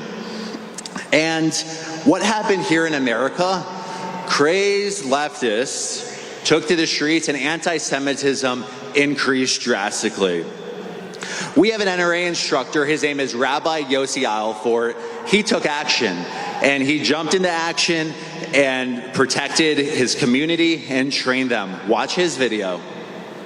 The nation is seeing an increase in anti-Semitic attacks. I feel like a target. Explosives have been thrown at the synagogue right behind my house. Unbelievable, the fact that these people can be on the side of terrorists. Last year we had about 950 calls for service. Since October 7th, we're over 1,200 calls. So Maganam's mission is to train and empower the community to deter and respond to security threats. We're trying to give everybody the tool to be empowered to protect themselves. God forbid something happens, I'd be ready for it. I've put on about 7 of these lectures in the last 3 weeks with over 700 people attending in total. My 21-year-old daughter, she was harassed on social media, telling her they're going to come to the house and kill her, telling her about Hitler and finishing the job. Maganam means nation's shield, and I like to say we're like a shield. We're about 30-30-30, where 1/3 is hired professionals dealing with institutional security, 1/3 dealing with community training, and then 1/3 is the working with government law enforcement. We're able to cover a lot of ground and cover a lot of incidents that police may not necessarily be able to respond to in time. A guy just getting out of prison punched a kid in the face, like an 11-year-old kid, obviously Jewish. We were able to get there within seconds, put the guy under private person's arrest. That's what it's all about. Going through the NRA instructor program has allowed us to, get the insurance, rent the ranges, do the instruction, which ultimately helps us to protect our communities better. Going in, I felt kind of powerless. I felt kind of scared. And at the end of this session, I feel empowered.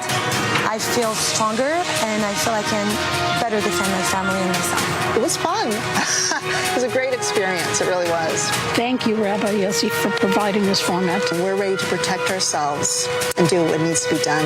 Thank you, Rabbi Yossi and Maganam.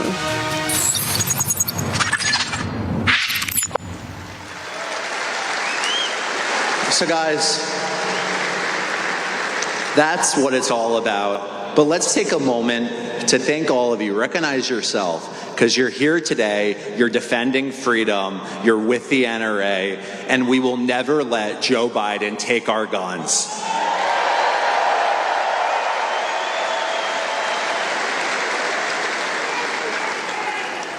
So thank you for all you do, and enjoy NRA Life Member President Donald Trump in a couple minutes.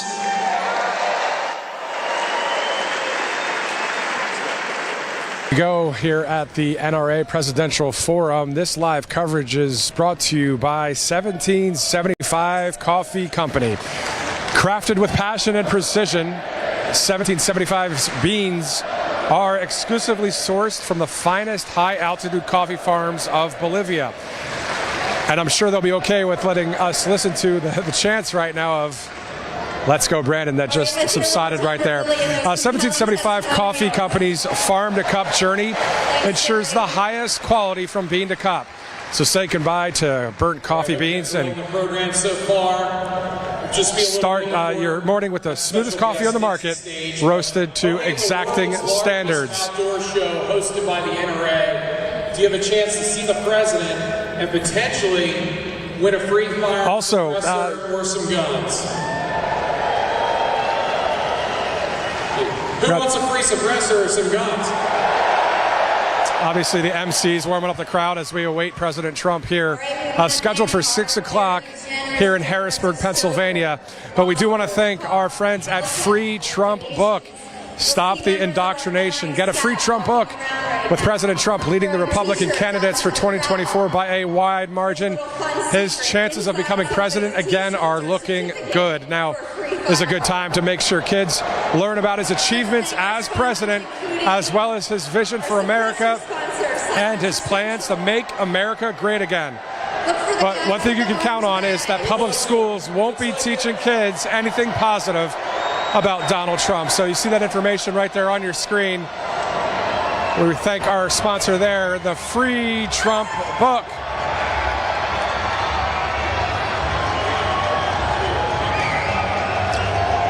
Once again, Matthew Alvarez live with Right Side Broadcasting Network, awaiting the president here.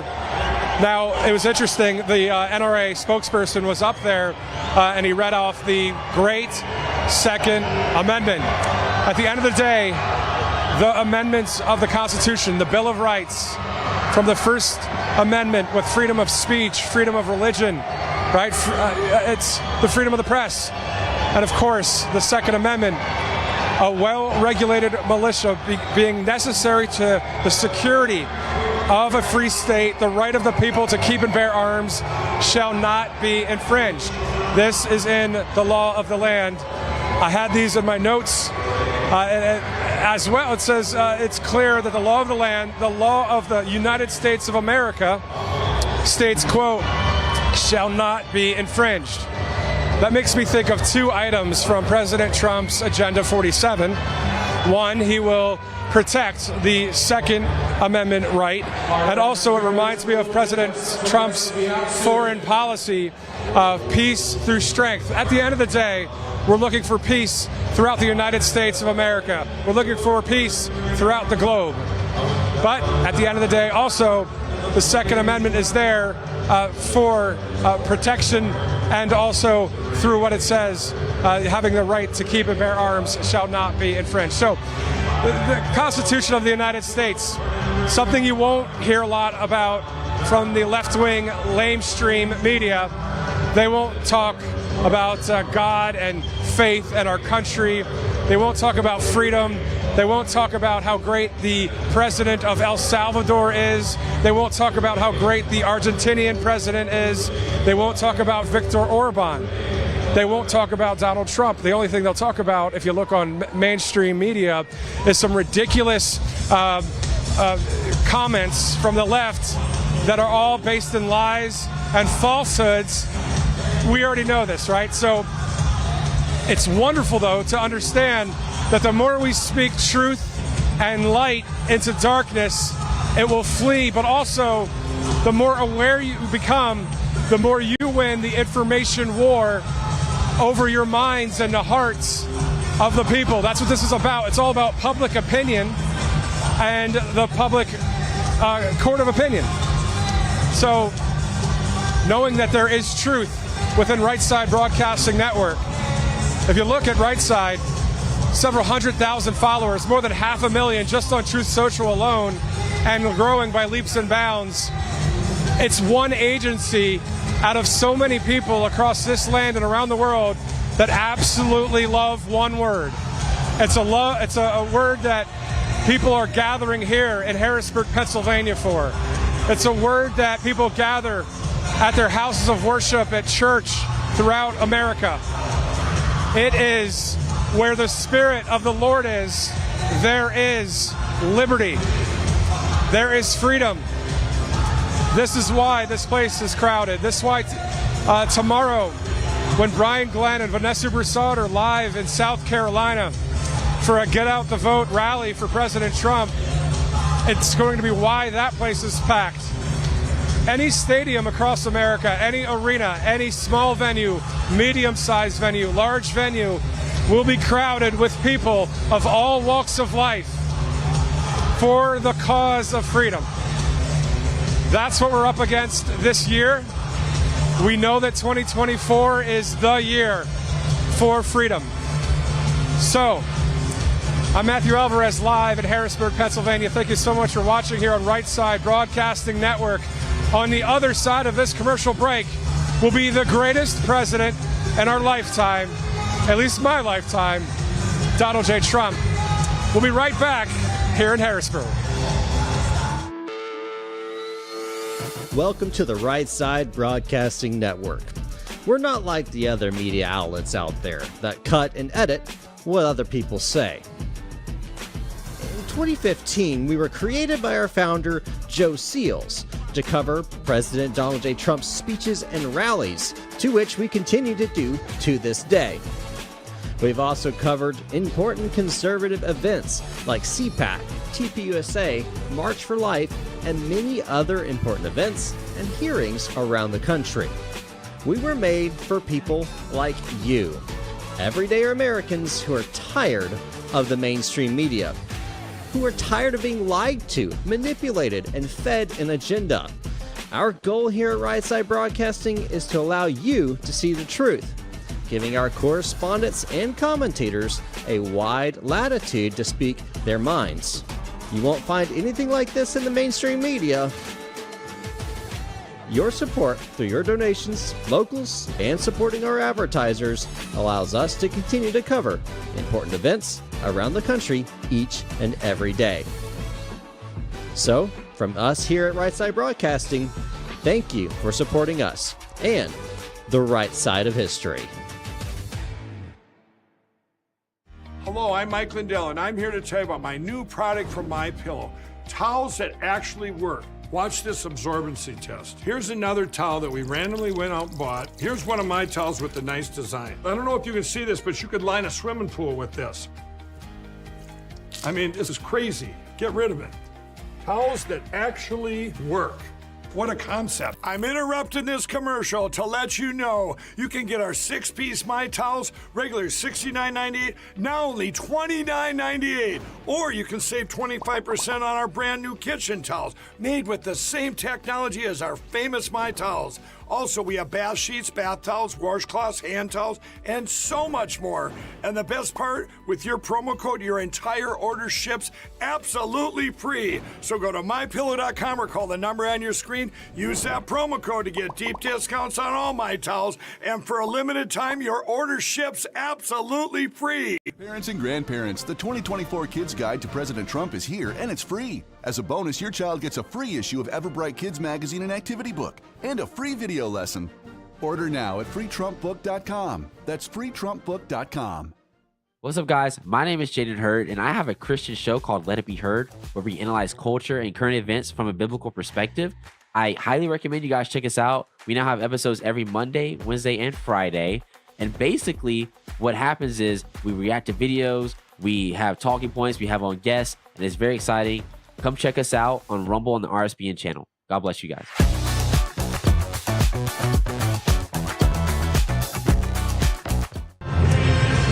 Welcome back to live coverage here in the state capital of the Keystone State, Harrisburg, Pennsylvania. A beautiful Capitol building not too far from our location. The home of many of my family and friends, being from the Keystone State. Great to be here in Harrisburg. I just want to honor my dad as well. He was a Harrisburg police officer, also a detective in New Jersey. And his name is Richard Alvarez. He passed away in 2007 in a motorcycle accident. But I'm sure he'd be proud to watch something like this. And I'm sure he's watching from heaven. So I love you, Dad. And glad to be here in Harrisburg right now, here live at this farm show complex. This is the NRA Presidential Forum. President Trump will be taking the stage very shortly. This is the year of unprecedented. But before we get to that, let's go to our friends at the Birch Gold Group. Text Trump to 9898. Right now, BRICS is trying to devalue the dollar on a constant basis, so we have to have peace of mind through other means, other ways necessary, and that is through gold and silver and precious metals.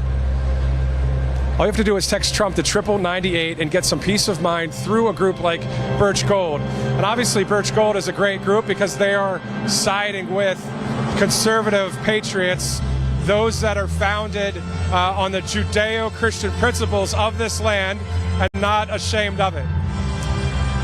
I know Brian Glenn has done some great interviews with the head of Birch Gold Group, and that you may have seen that just yesterday as well, that interview with him. So a proud sponsor and partner is the Birch Gold Group. All you got to do is text Trump to 9998. Back to what I was saying about unprecedented. This, as you know, is an unprecedented news cycle, an unprecedented election cycle, and unprecedented election interference against a candidate who has done nothing wrong, especially to the fact that Joe Biden yesterday will not be charged for any of the document situation, that document case. There's no charges against him. And Mr. Trump has to deal with a raid at his home over some document. I mean, we know what's going on. So why am I so, courageous to be up here? Why are the other correspondents at Right Side doing this? It's because we worked in mainstream media, and we were not wanting to do that any longer. We wanted to stand for truth, and we are standing for truth with you, the American people. And those of you that are on the left or are liberals watching this right now that hate, the country or maybe hate the Constitution, you just don't come out and say it. I would say this. We're on your team in the sense of we are Americans just as you are. If you love freedom, if you want a good education for your children, if you want us to get along in this country, why not think about voting for a conservative candidate? And the one that the Republican Party will bring to the table is President Donald J. Trump. This nation is at a very serious point right now, as is the world. So being here live right now, bringing live pictures from the capital of the great state of Pennsylvania, the great state that had at Independence Hall the Constitution and the Declaration of Independence signed by our founding fathers, which I saw just the other day. My wife and I took a 2-hour trip. I've never been to Independence Hall until just the other day. And you walk into that assembly room and you realize the greatness that was there. The forefathers were great. Yes, they made mistakes. Yes, they shouldn't have been doing anything when it comes to slavery. Thank God for Abraham Lincoln. Thank God for the Emancipation Proclamation, the Gettysburg Address. Thank God slavery is over. Thank God we are coming together as a nation, all walks of life, to hopefully have our nation be reunited under the same purpose of freedom. Whew.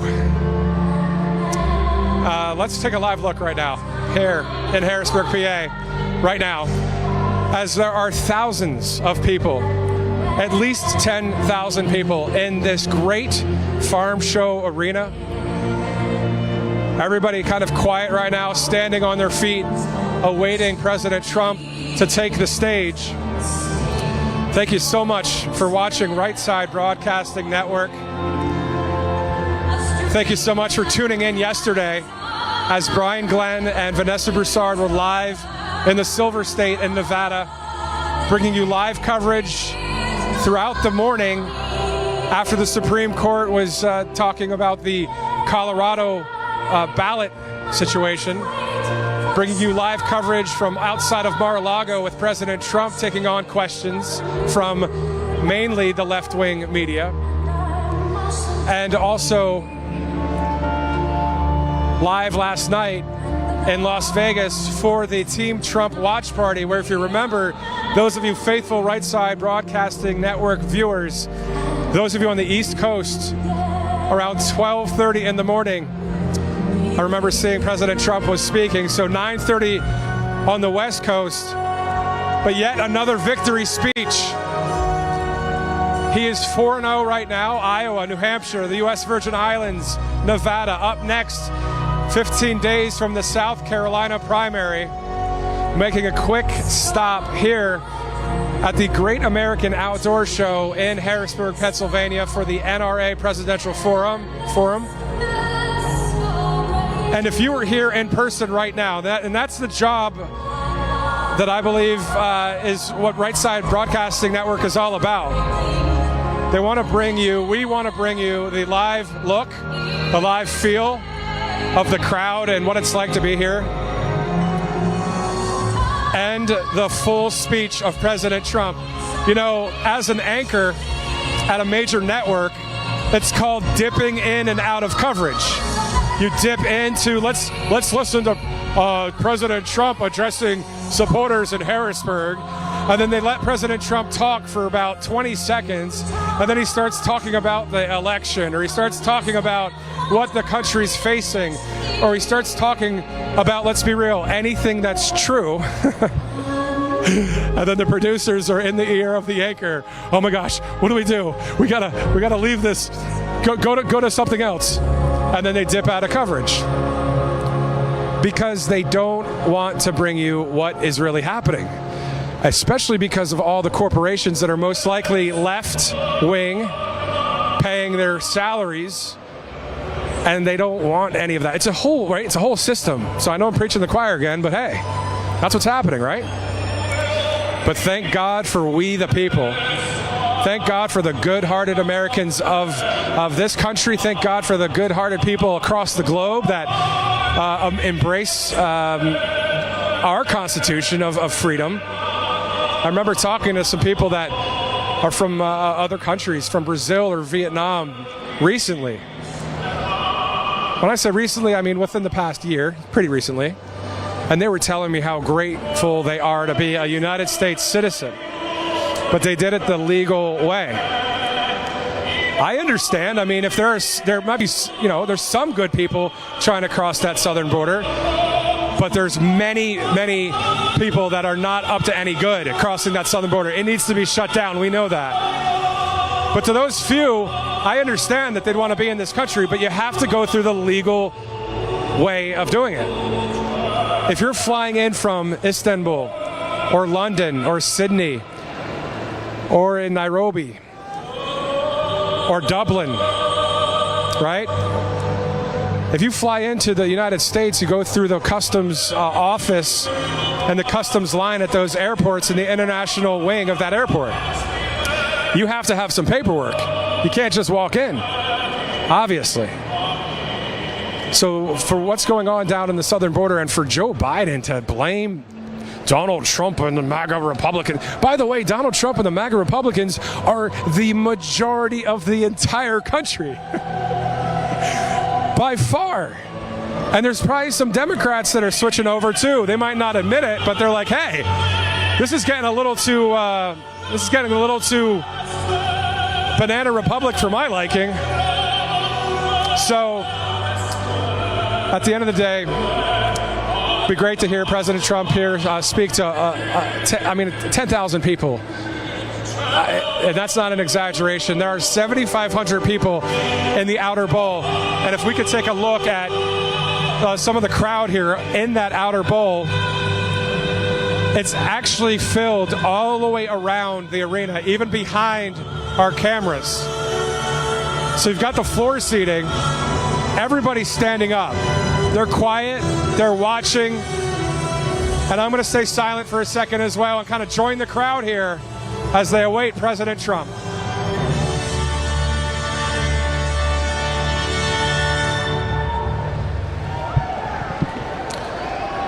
The mainstream media falling off the map, as we mentioned earlier. They're falling off the map because they're their numbers are just dropping. People are waking up. They want real news. They want the real deal.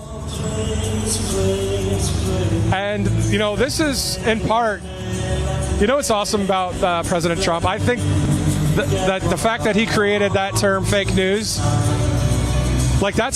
how many more things are a lasting legacy for President Trump? Think about it. All right, so we've got 24 this year. He wins, right, hopefully, for the cause of freedom. And then we've got 4 years of greatness. And then once he leaves office, the amount of powerful legacy, that word legacy and that word unprecedented gets thrown around a lot. But I think it should be only due for the people and the patriots and the ones that have done something absolutely great for mankind. I talked about Toby Keith earlier. He used his God-given gifts and talents, made a song like the courtesy of Red, White, and Blue, and it was on stage and used his platform for freedom. Whether you're a first responder, and whether you're in the military or law enforcement, whether you're a social worker, whether you're a psychologist, a therapist, whether you're a minister, whatever you are, we're standing here together for freedom in this nation. It is 6:05 p.m. Eastern Standard Time. Thank you so much for joining us here on Right Side Broadcasting Network. A lot of great sponsors and great partners that help us get to where we are right now, but also the RSBN newsletter. Go to rsbnetwork.com/newsletter for a great material. It's your inbox. Awesome reporting by a number of staff at Right Side. I just pass it along to as many people as you can as we continue wall-to-wall coverage of the campaign. Once again, tomorrow in South Carolina, President Trump will be there. The coverage right here on Right Side Broadcasting Network with Brian Glenn and Vanessa Broussard will start at 12:30 Eastern. President Trump expected to take the stage tomorrow at 2 o'clock. And we are waiting on him here in Harrisburg to take the stage at this event for the NRA.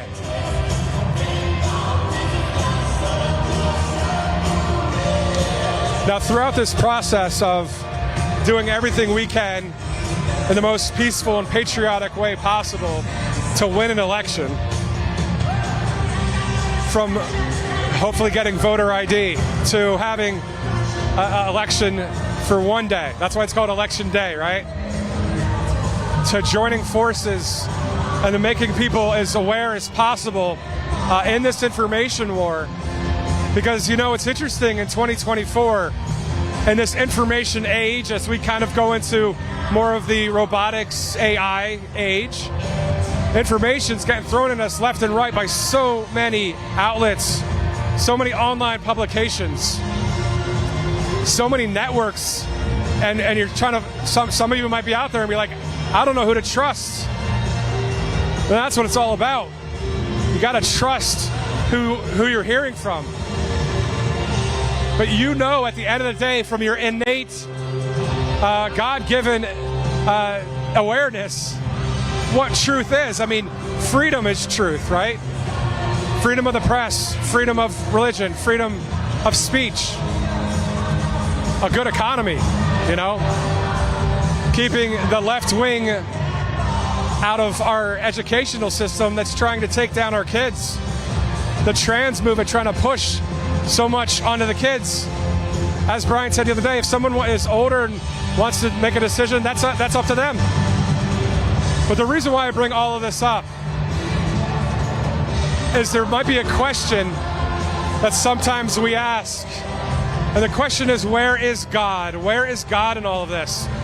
Well, I believe the Bible says Seek and you will find. So seek God with all your heart and you'll find him. If you don't seek, you won't find. So if you haven't had an experience with God or Jesus or the Bible or the Holy Spirit, just seek, believe. For instance, if I lost my iPhone, I'd want to go find it. So I'd have to seek for my iPhone. I can look on, find my phone or look around, ask my wife or, hey, where's my phone? And I would look for it, so I found that thing. I believe, and I've done this before, and this is not a holier than thou moment. This is just my testimony. That's what I like about Brock Purdy, as I was talking about him earlier. He's not afraid to talk about his faith. But anyway, that's what I did. I had to know. I had to have an experience with God, not just some emotional kind of experience, which nothing wrong with that. But I had to know. And so that's all I'm saying. In this time that's difficult for our country, get that balanced 1-2 punch. Get your spirituality kicking. I got to do it too, right? Pray like you never prayed before. Pray like it all depends on God, and then work like it all depends on you. Can't go wrong with that, right? So, I'll get off the soapbox there, but I know many of you have faith. So let's have faith, and let's also work hard to see our country be saved from people that want to take our freedoms peacefully and patriotically and prayerfully. The music's down, so that might mean President Trump is about to take the stage, but obviously thousands of people here in Harrisburg. This is the NRA Presidential Forum right now, and this is the 10th of tomorrow's the last day of the Great American Outdoor Show here at the Farm Show Complex. If you're just joining us, I was talking earlier, my wife and I went to the Farm Show just a couple weeks ago. If you look, it was the Pennsylvania Farm Show, right? If you like pierogies, this is the place. The pierogies were great, and there was also maple cotton candy. My wife said, let's get some cotton candy. I said, all right. She said, there's maple cotton candy. I said, all right, let's try it. It was actually really good. Anyway, so it's an awesome spot for the country here in Harrisburg right now.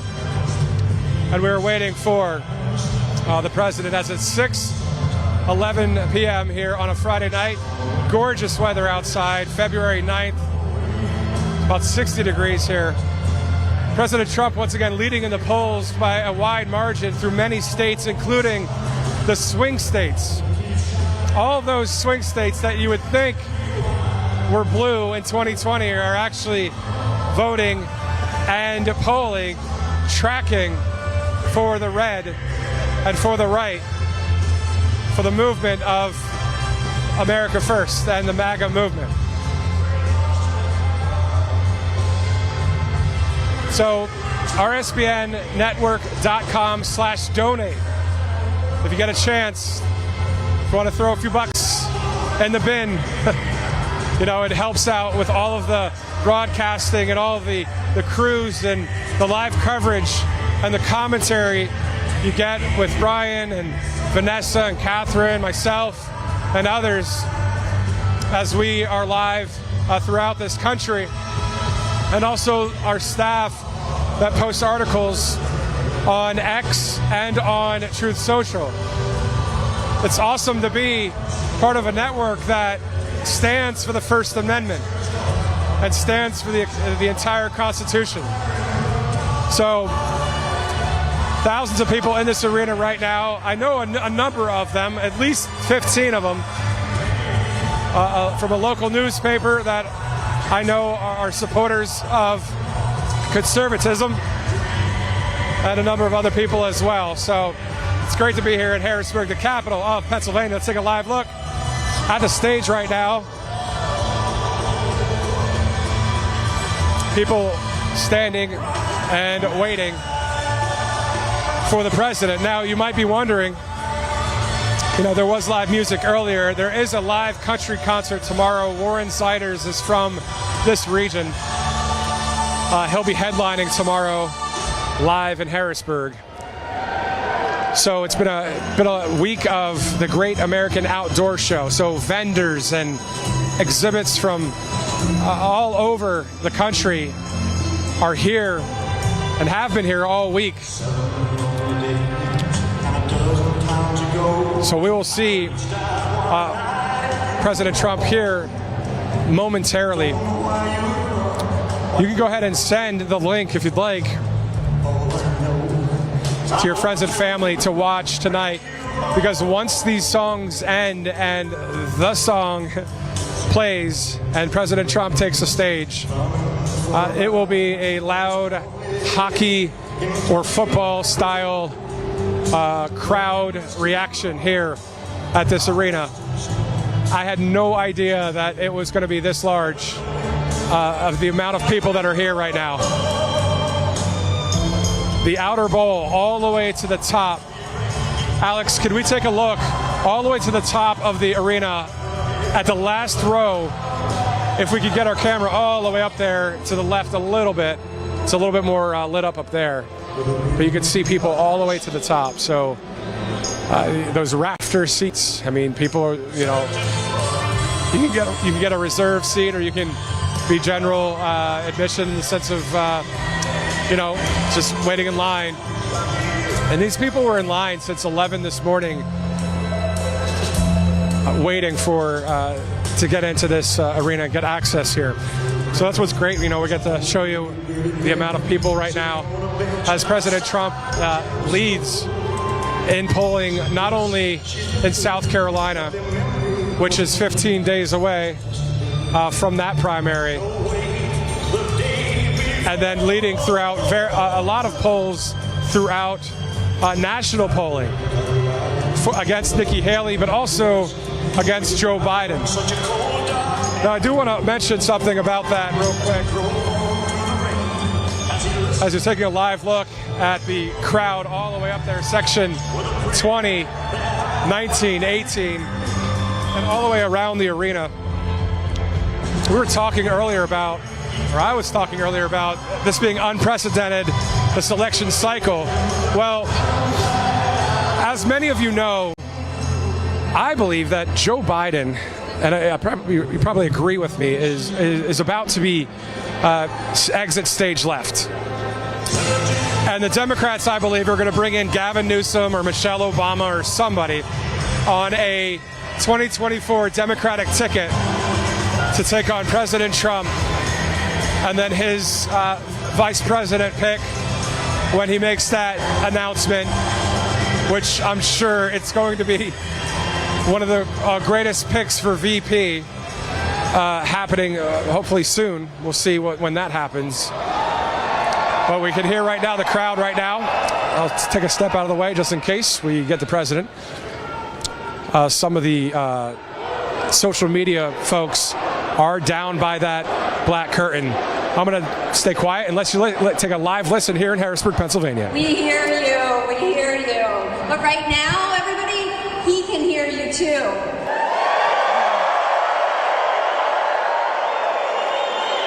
So we're getting very, very close.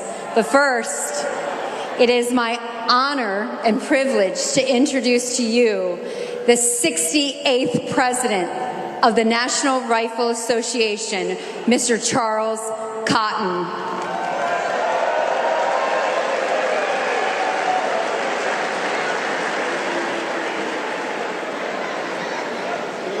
Thank you. Good evening, folks. I've been spending a lot of time in New York looking at folks who are not really happy to be in the courthouse, so it's nice to be able to address some people who are glad to be where they are.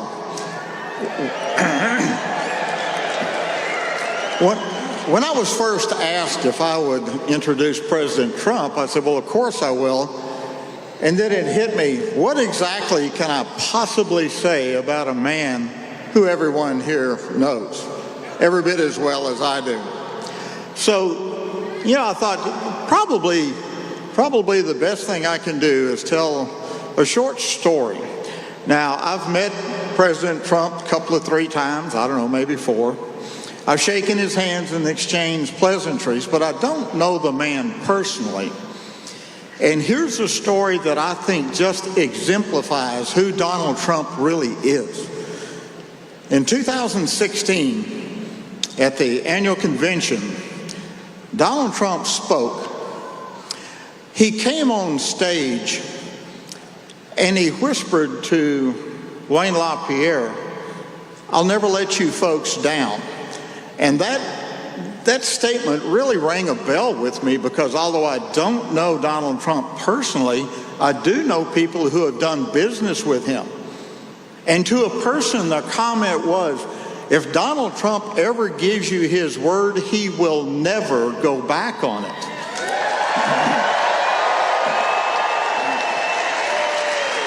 So that's why his statement to Wayne gave me a great deal of hope, because I kind of figured I knew how November 2016 was going to come out.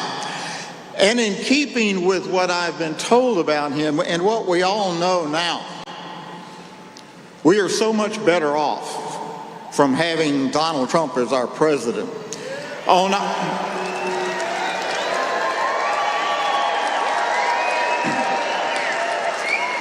our issue, and that's what I'm going to stick to tonight, on our issue of the Second Amendment, we have the New York State Rifle Association versus Bruin case, absolutely the most important Second Amendment case in over a decade. We got that decision, which in its, I guess the shortest form I'll call it, guarantees that the right to bear arms for self-defense or any other reason does not stop at your front door.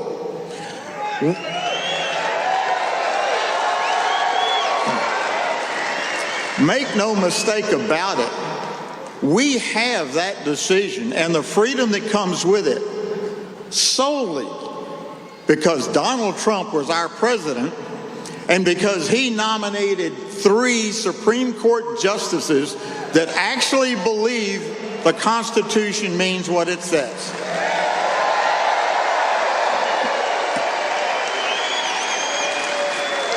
The Second Amendment, indeed the entire Constitution, along with all Americans, have no greater friend than Donald Trump. Andrew, would you please join me at this podium here and help me welcome Donald Trump, the 45th President of the United States.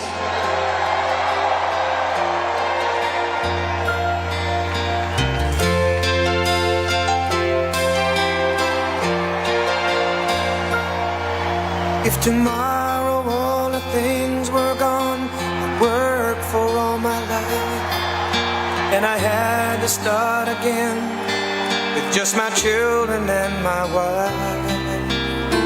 I thank my lucky stars to be living here today, 'cause the flag still stands for freedom, and they can't take that away. And I'm proud to be an American, where at least I know I'm free.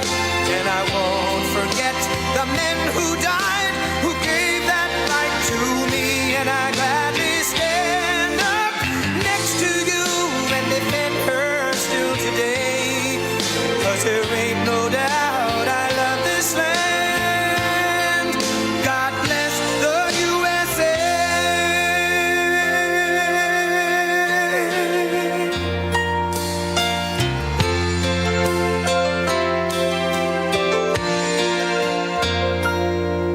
From the lakes of Minnesota to the hills of Tennessee, across the plains of Texas, from sea to shining sea, from Detroit down to Houston and New York to LA, where there's pride in every American heart, and it's time we stand and say that I'm proud to be an American, where at least I know I'm free. And I won't forget the men who died, who gave that right to me. And I gladly stand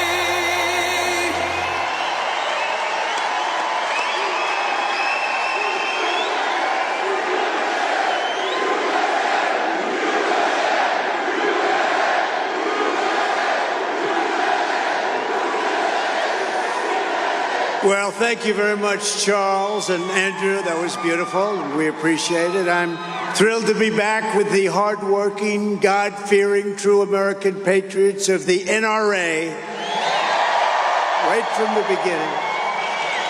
For 4 incredible years, it was my honor to be the best friend gun owners have ever had in the White House by far. Now I stand before you with a very simple promise. Your Second Amendment will always be safe with me as your president. When I'm back in the Oval Office, no one will lay a finger on your firearms. It's not going to happen.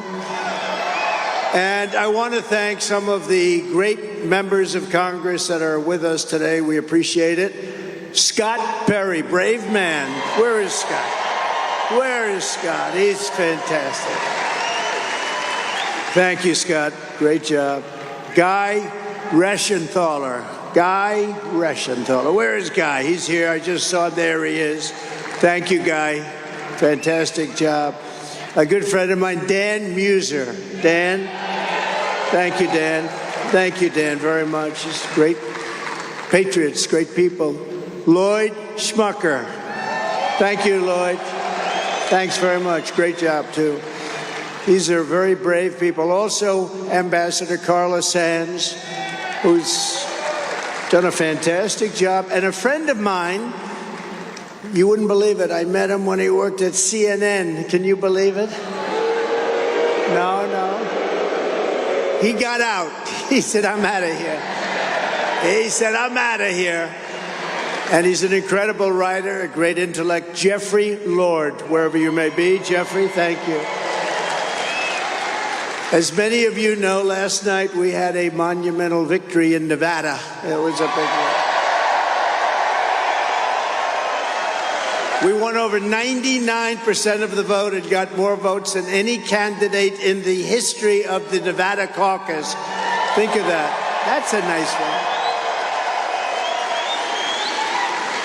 And we also won yesterday a beautiful place, I will tell you, but this is a beautiful place also. But we won the Virgin Islands, got 100%. We won it in a landslide. And 3 weeks ago, we all watched that. It was 40 degrees below zero. How about that? That's cool. You don't have weather like that. We have some lousy weather here too, but we don't have weather like that. 40 degrees. You couldn't walk from the car to a door, which was like there. And you walked and you said, I think I'm frozen. It was seriously cold. 3 weeks ago, record-breaking margins, and we won, as you know, New Hampshire. We won Iowa. We won everything. In fact, when we went to Iowa, we won by the largest margin in the history of the Iowa caucus, ×2, double the largest margin. Then we went to New Hampshire, and we had more votes than any candidate has ever gotten in the history of the New Hampshire primary. So these are good signs. These are good signs. And 15 days from now, we're going to win the South Carolina primary. We're way ahead. But we only have a 42-point lead. That's not bad. And this November, we're going to win. Remember, this is the big one. The White House. We're going to win the White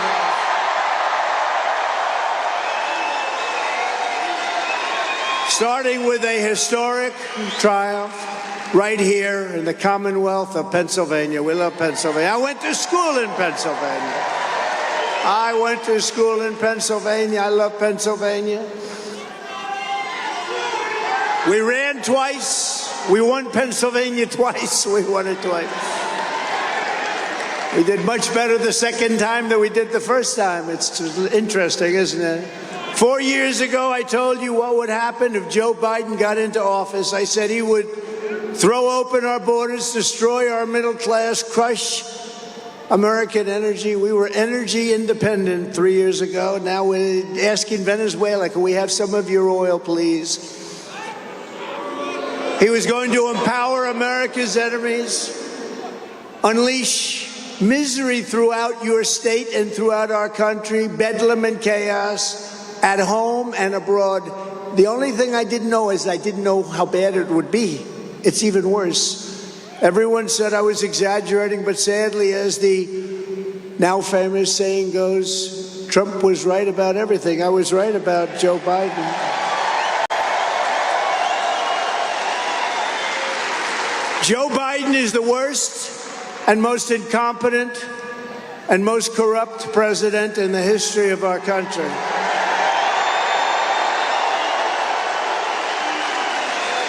And today I issue another warning. If Crooked Joe gets 4 more years, his second term will make his first term look like paradise. We're not going to have a country left anymore. We're not going to let it happen. We can never, ever let that happen. The stampede of illegal aliens across our borders will surge into the tens of millions. I hate to tell you, we're already there. I believe that you'll have 19 million people have come into our country illegally by the end of his term. 19, it's bigger than New York State.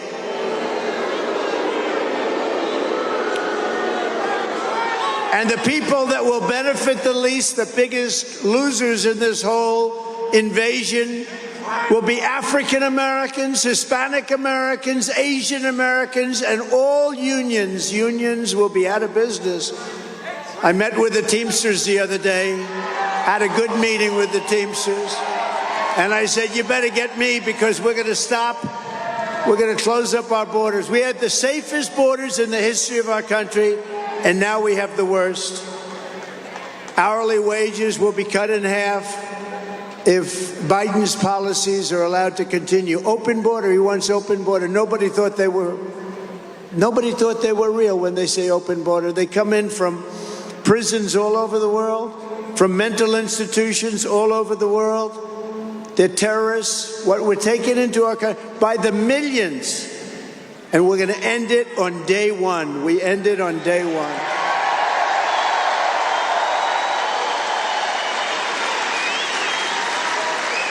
Our cities have already become hellholes with carjackings, lootings, muggings, and murder spilling deep into the suburbs. The other day, one of the great people who worked for me in the White House, an executive, brilliant young person, was carjacked and shot in the head and killed. And this is in Washington, D.C. It took place. He was picking up his wife, incredible couple, beautiful couple with children, beautiful children. And a thug came up, put a gun to his head and killed him. For no reason whatsoever, just killed him. Our currency will be trashed. Our middle class will be thrown into servitude and poverty. This is what's happening already. You see it's happening. You take a look at your cities are going to hell. You take a look at what's going on. They're filthy, dirty. They're crime-ridden. People walk down the street, they get shot, they get mugged. We're really likely to face I say 100% chance of a terrorist attack. You know, in 2019, and I didn't even believe this number, but the fake news, that's a lot of fake news. Look at that. That's a lot of fake news.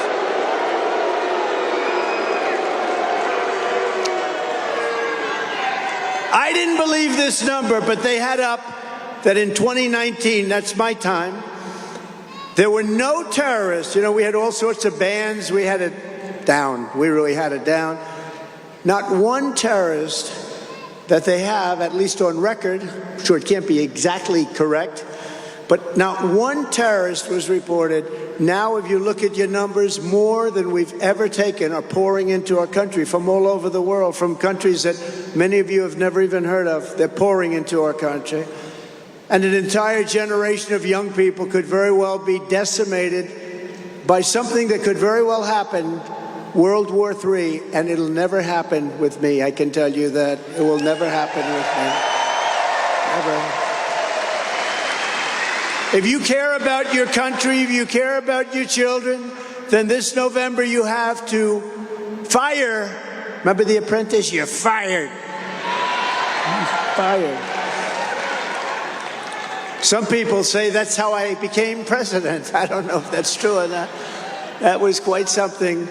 But you have to fire crooked Joe Biden, and we have to do votes like you've never seen before. They cheat like hell. We have to just swamp them. We're going to swamp them. They're not going to be able to cheat their way out of it.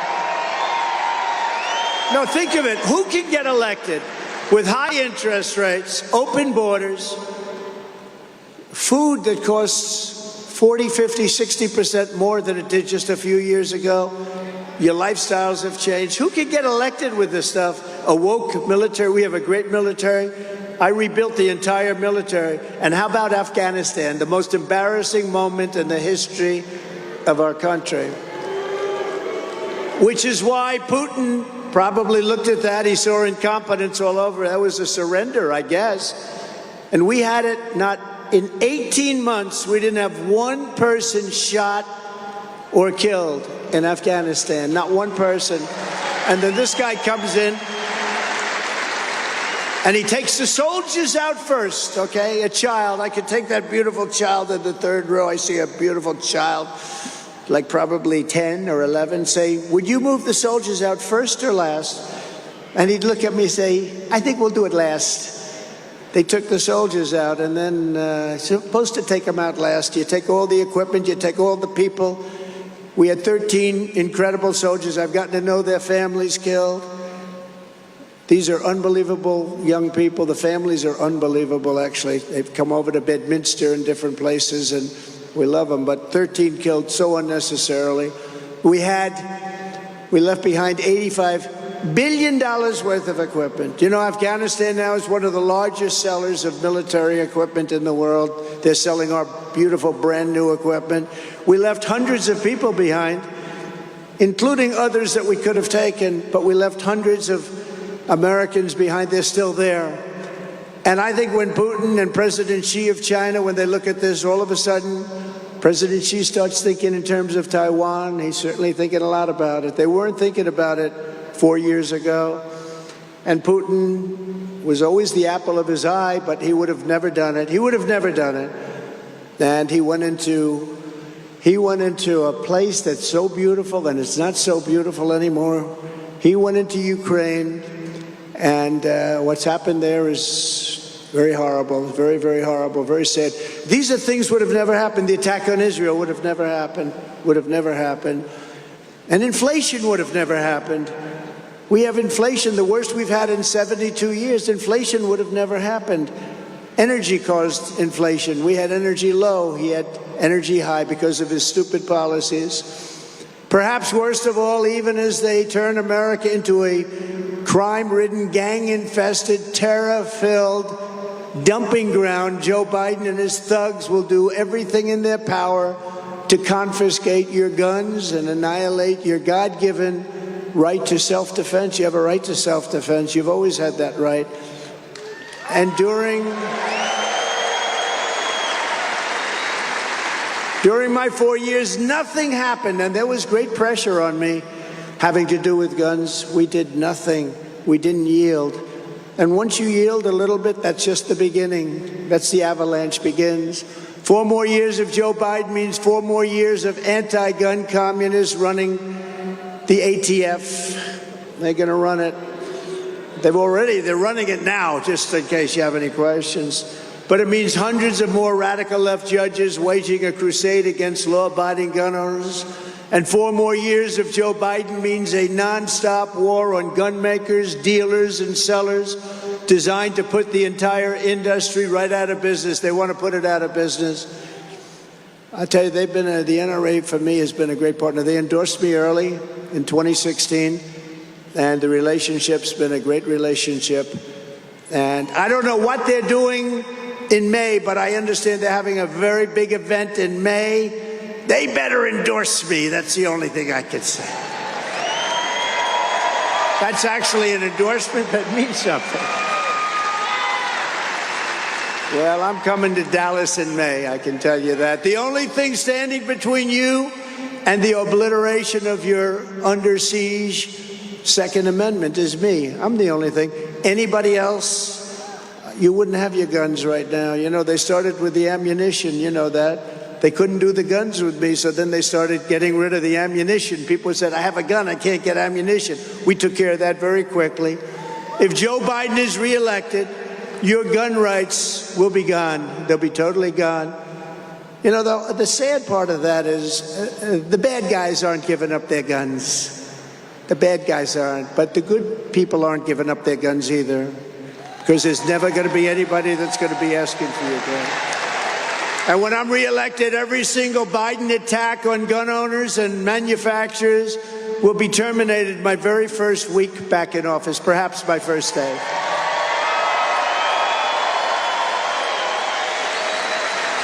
And every pledge, and your officers will tell you this, every pledge I made to you as a candidate, I fulfilled as your president, every single pledge.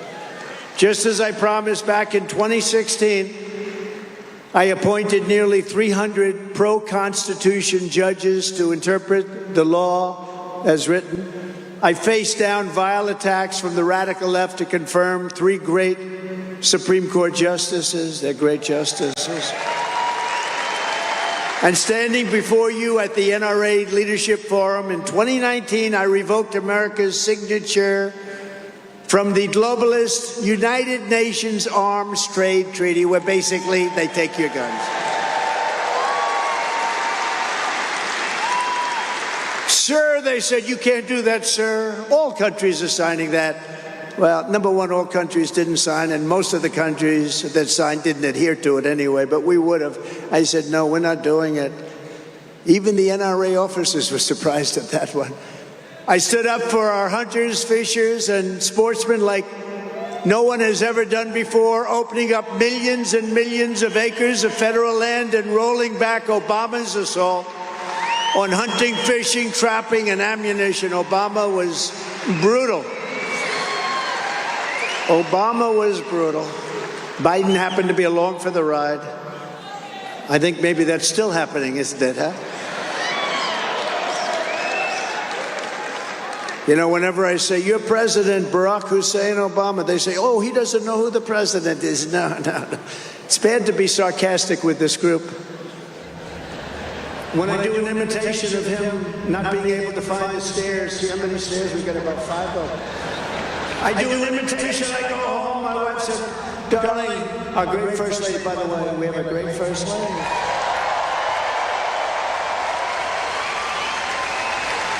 But I do an imitation, and I go home, she says, darling, you couldn't find the stairway out? No, it's an imitation. The fake news makes it sound like I couldn't find my way off the stage. When I mention certain names, they do. They are the worst. They are the worst, but hopefully someday they'll learn, you know, to make our country great, we have to have a fair and free press. It's very important.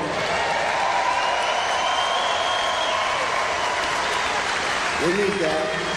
We need fair and free elections, and we need strong borders. We have to have strong, and we're going to have all of them. We had them just a little while ago, 3 years ago, like nobody's ever had them before.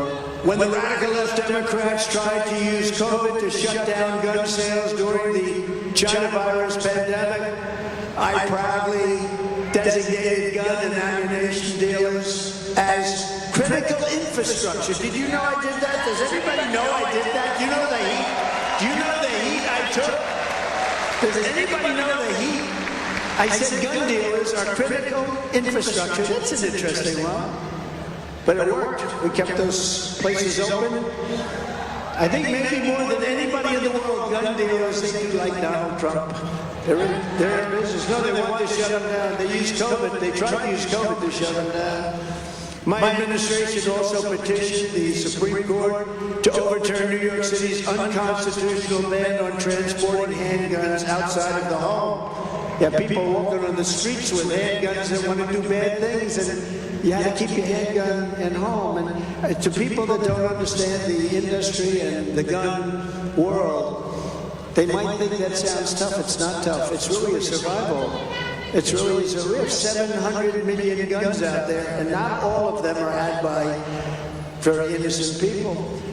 And in a landmark case 2 years ago, the court affirmed that the right to self-defense does not end when you step outside the front door of your house. That was all things that we got together.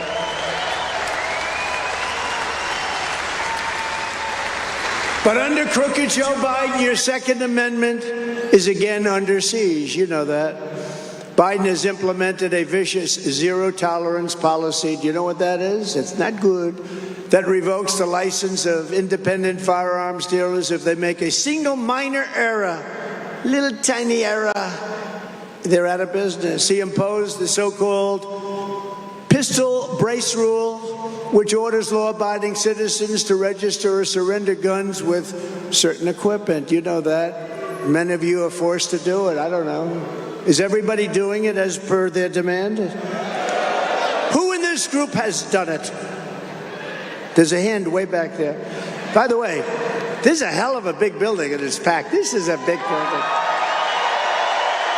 This is a big... This place is packed.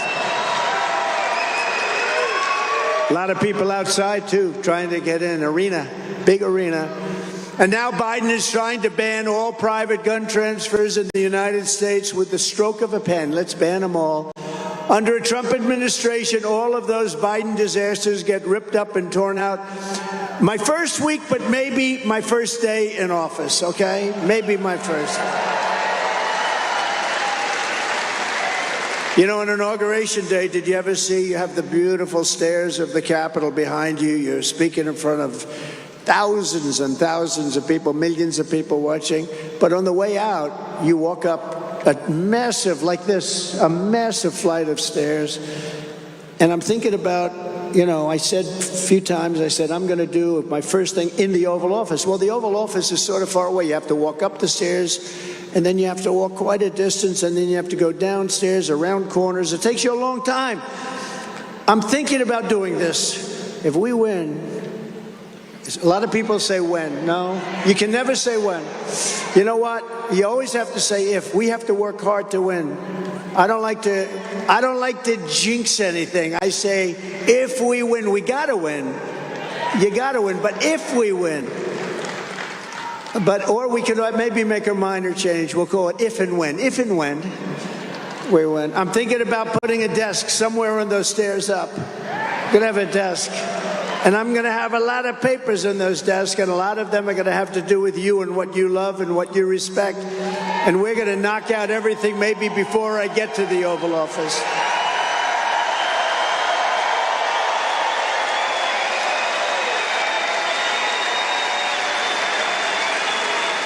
That'll look strange, won't it? We finish a nice speech to this incredible crowd, goes all the way down to the Washington Monument.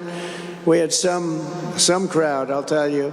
But it goes all the way down, and I'll be speaking, they'll say, that's strange. There's a desk about 12 stairs up. You got probably 100. What is that desk doing there? And it might look strange, but it's not going to be strange when I start signing those things. But we're going to knock it out. We're going to knock it out fast. And it is true, when the NRA endorsed me, you know, I said I was going to do it, but I was in the real estate business, and I was in business generally. We did great. But when I said it, a lot of people didn't really believe the things I was able to do for the gun owners and for a lot of other people, too, outside of the gun world. But we did every single thing and more, and it was my honor to do it. Incredible people. Incredible people. On day one, we will sack the radical gun grabber, Steve Dettelbach. Did you ever hear of Steve Dettelbach? Do you know who the hell he is? And we're going to replace him with an ATF director who respects the sacred right to keep and bear arms. You don't know who Dettelbach is. He's a guy that is not good for this room. He's not good for you. We will fire ultra-left Interior Secretary Deb Haaland and appoint a secretary who truly loves our hunters, fishermen, sportsmen, and outdoorsmen, like my sons. My sons love Don and Eric. They're great hunters. They love the outdoors. They love it to a point, like I say, when are they coming back? And they're good, too. They're good. If they were golfers, they'd be better than scratch. Does anyone know what I mean when I say that? They'd be better. They're really good. They can shoot. They can shoot as well as about anybody. But they love it. It's a great passion, and it's good for them. And we will completely overhaul the corrupt Department of Injustice to clear out all the communists who have weaponized government activities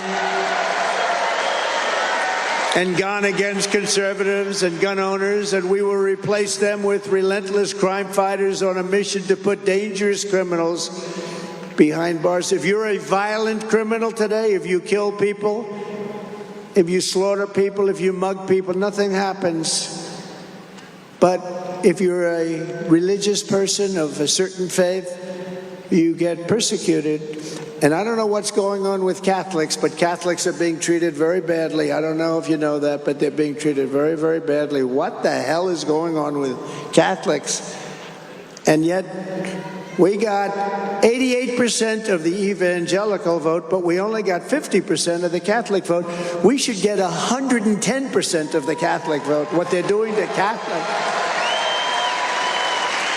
But we have a sick and corrupt two-tiered system of justice in our country. Do I know better than anybody? As an example, it was just announced that Joe Biden, his Department of Injustice, will bring 0 charges against Crooked Joe, despite the fact that he willfully retained and disclosed troves of ultra-classified national security documents. Now, that's not what I've been hearing, and he's not under the Presidential Records Act, which is a big thing. I am. It's a protective act. They're trying desperately to spin the Biden document disaster into but wasn't Trump worse? No, Trump was peanuts by comparison. That was 50 years, and he did a lot of it when he was at a very young age. He was mentally a little better than he is right now. But no, in actuality, I am covered by the very important Presidential Records Act, and therefore I did absolutely nothing wrong. Nothing wrong. But Biden wasn't president. Only the president is covered. It's a big deal. And he wasn't covered. Also, Biden took documents over this long-term period as a senator and as a vice president. Well, that you're not allowed to do. Much of this period, he was at a very strong state, and he was fine. He was probably, in terms of the intelligence of senators, he was probably out of 100. He was probably in the 95 category. I'd say he was 95th on the list. He was never setting any records. He made recovery almost impossible. Recovery of documents. He made it almost impossible for the federal government to get them. In fact, he gave classified material to the writer of his book in total violation of just about everything. I cooperated with the very unfriendly and hostile feds. I cooperated far more than Biden did, who sent records to Chinatown and shipped them all over the place. He shipped them to Chinatown and all over the place. They don't tell you about that. He was even at Penn Biden Center. Do you know that he gets paid millions of dollars? Do you know that? You know who pays him? China. You have the Penn Center, right? Penn Biden Center. He gets paid millions of dollars, and they pay like close to $100 million to the school itself. And by the way, I went there. I went to a place called the Wharton School of Finance, and so I know all about Penn. I love Penn, but Penn is getting a little bit out there. And they were also sitting underneath his beautiful Corvette that he talks so much about, in a very flimsy garage with one of those very cheap garage doors. You know, you can cut it open with a scissor. Does anybody have a scissor? I want to get some classified documents. Let's cut it open. It had no security, no Secret Service, no nothing. And certain members of the Biden family lived there. I wonder what they did with those very important documents. But they had no Secret Service people there because he wasn't president. And Mar-a-Lago's loaded with secret. We have more Secret Service. But Biden fought them all the way. I didn't. They're trying to make it the other way. No, Biden fought them very hard, and they never got what they wanted to get anyway. I even gave the DOJ and the FBI lunch at Mar-a-Lago. You know, they say I didn't behave. I gave them lunch. I said, have lunch at beautiful Mar-a-Lago, where they asked us to, do you mind, sir, doubling up the locks on the doors? Yeah, I'll double them up. We had locked doors. I'll double them up. And I did that. The discussions were good, and then they ended up with and they raided my house. They did it for publicity reasons. They did it for election interference reasons. They want to interfere with the election. So I guess they expected dinner, not lunch. I should have given them dinner, not lunch, I meant.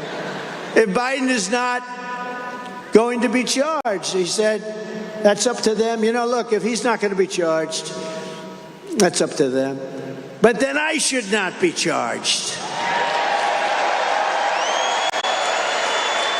This is nothing more than selective persecution of Biden's political opponent, me.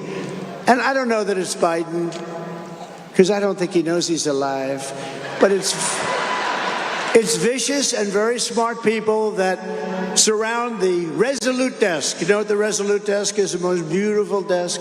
You know, when you're president, they allow you to pick your desk. There are things that are very nice, very nice. And they have these unbelievable desks. One of them is the Resolute desk. That's the one I took.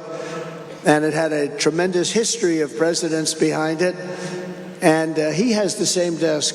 I think he took it because he likes me so much, you know. He said, I want to use this. I want the same desk as President Trump had. But never has such a thing as what he's done with the weaponization of our government, DOJ, FBI. It's never taken place in our country. It only takes place in third world countries. This has never happened in our country before. And the local DAs are part of it, and the attorney generals are all a part of it. You saw what happened in Atlanta with Fani, F-A-N-I, Fani.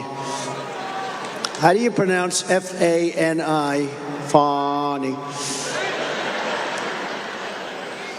They interviewed her. I would never have an affair with anybody in my office. Well, she had an affair. And they paid the guy almost $1 million. The only way, and honestly, that just corrupts all of justice. And they spent a lot of time at the White House. You read that. It came out last week, right? Everybody read it? If you didn't read it, I'm telling you now, and I'm telling all the fake news back there. They spent a lot of time in the White House. And you know what they were talking about? How do we get Trump? How do we get him? He's been quite elusive over the years, hasn't he? He's been quite elusive. The only way to defeat this corrupt and weaponized system is to defeat crooked Joe Biden, to vote overwhelmingly for President Donald J. Trump in November, which is voting for yourselves. The Biden administration, every fact of the government has been perverted, corrupted, and turned upside down and inside out. The Justice Department persecutes law-abiding gun owners and pro-life Christians while violent felons are released from jails. Thousands and thousands. A 95-year-old veteran was kicked out of a nursing home. 95-year-old veteran, a highly regarded veteran, to make way for an illegal alien that came into our country. Gangs, the most vicious gangs you've ever seen. They make our gangs look like very nice people by comparison. Gangs from Venezuela, Honduras, and El Salvador are treated like victims, while Republicans are treated like criminals. We're treated like criminals, and a lot of other groups of people in this country. Rich people are given $7,000 subsidies to buy luxury electric cars. Think of it, electric cars. Is this the word? They don't go far. You know, somebody said, how do you describe it in a simple manner? I said, I have an idea. They don't go far. Doesn't sound very glamorous, but it happens to be true. You know, when I was in Iowa, I told you 40 degrees below zero. There were so many cars in the road. I said, boy, there are a lot of cars out here. No, these are cars because electric cars don't work in very cold weather. So I would say 40 degrees below zero is a fine test. And I came back with the result that they don't work in cold weather. That's right. But they do it using money stolen from middle-class families who cannot afford to buy a car for themselves. The whole electric car thing is crazy. It's crazy. Everybody should have the right to buy an electric car. But, you know, we have liquid gold under our feet more than any other country. We can have combustion. We can have combustion engines. We can have hybrids. Hybrids are actually pretty good, you know, the combination of both. But all electric, unless you're going to go very short distances, I wouldn't want to go long. I wouldn't want to go long. And we're going to drill, baby, drill. That's what we're going to do. We're going to drill, baby, drill. We'll drill, babe. Thank you very much. Thank you. That was very nice. You guys have a good voice. No, we're going to drill, baby, drill. We're going to get our prices down. We had gasoline at numbers that you hadn't seen in 25 years. We were doing so incredible. We never had a country that was doing so well as it was during the Trump 4 years, which is why we're leading in the polls. We're leading everybody. We're leading. I think the Republican primary is essentially over. That's what I hear. We'll go to South Carolina. We're going to do great in South Carolina. We're actually going tomorrow to South Carolina. You know, I used to have a nice, simple life. I didn't have to go around and make speeches to massive stadiums.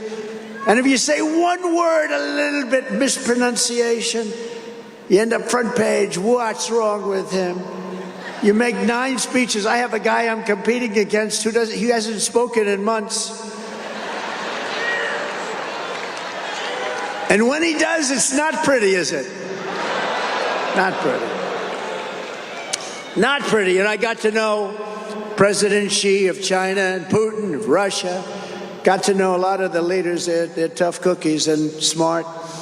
And I just can't imagine what happens when they close the doors and go into a little negotiation. Unfortunately, I know what happens, and it's not good for America. It's not good. A vote for Biden is a vote for all of this communist lunacy that you're seeing around you with the open borders and all of the problems that are caused. A vote for Trump is really a vote for common sense. You know, we're conservative and all of that. But I say more than anything else, it's common sense. We want borders. We want strong borders. We want great education. We want low taxes. We want a powerful military, but not necessarily to use it every week on going after countries that don't want anything to do with you.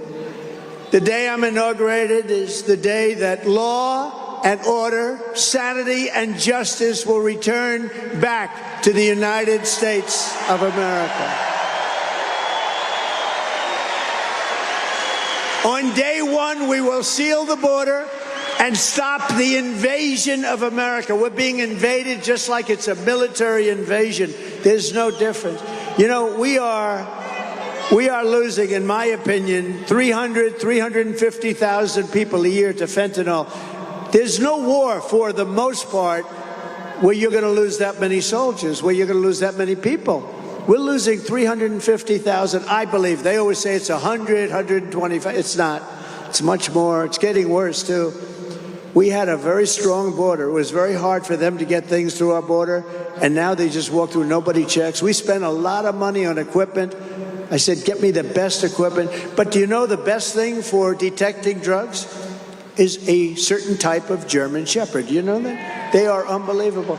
There's no machine that costs $2 million each that can even come close. So I love those dogs. I think they're great.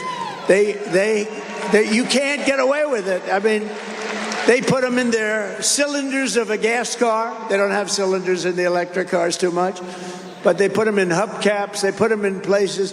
I always say, you know, I've seen the way they bring them in. If they would devote that genius to making money legitimately, they'd be very wealthy people. But what they do is incredible. But the best thing you have is a certain type of German Shepherd. It's unbelievable. They go right up to it. They say, that's it. They point to it. You take off the hubcap and stuff pours out. You say, hey. But, you know, we worked hard on it, and we had it way down. And now it's coming in at a level of 10 times more what it was 4 years ago, 10 times more. Many people are dying. Fentanyl.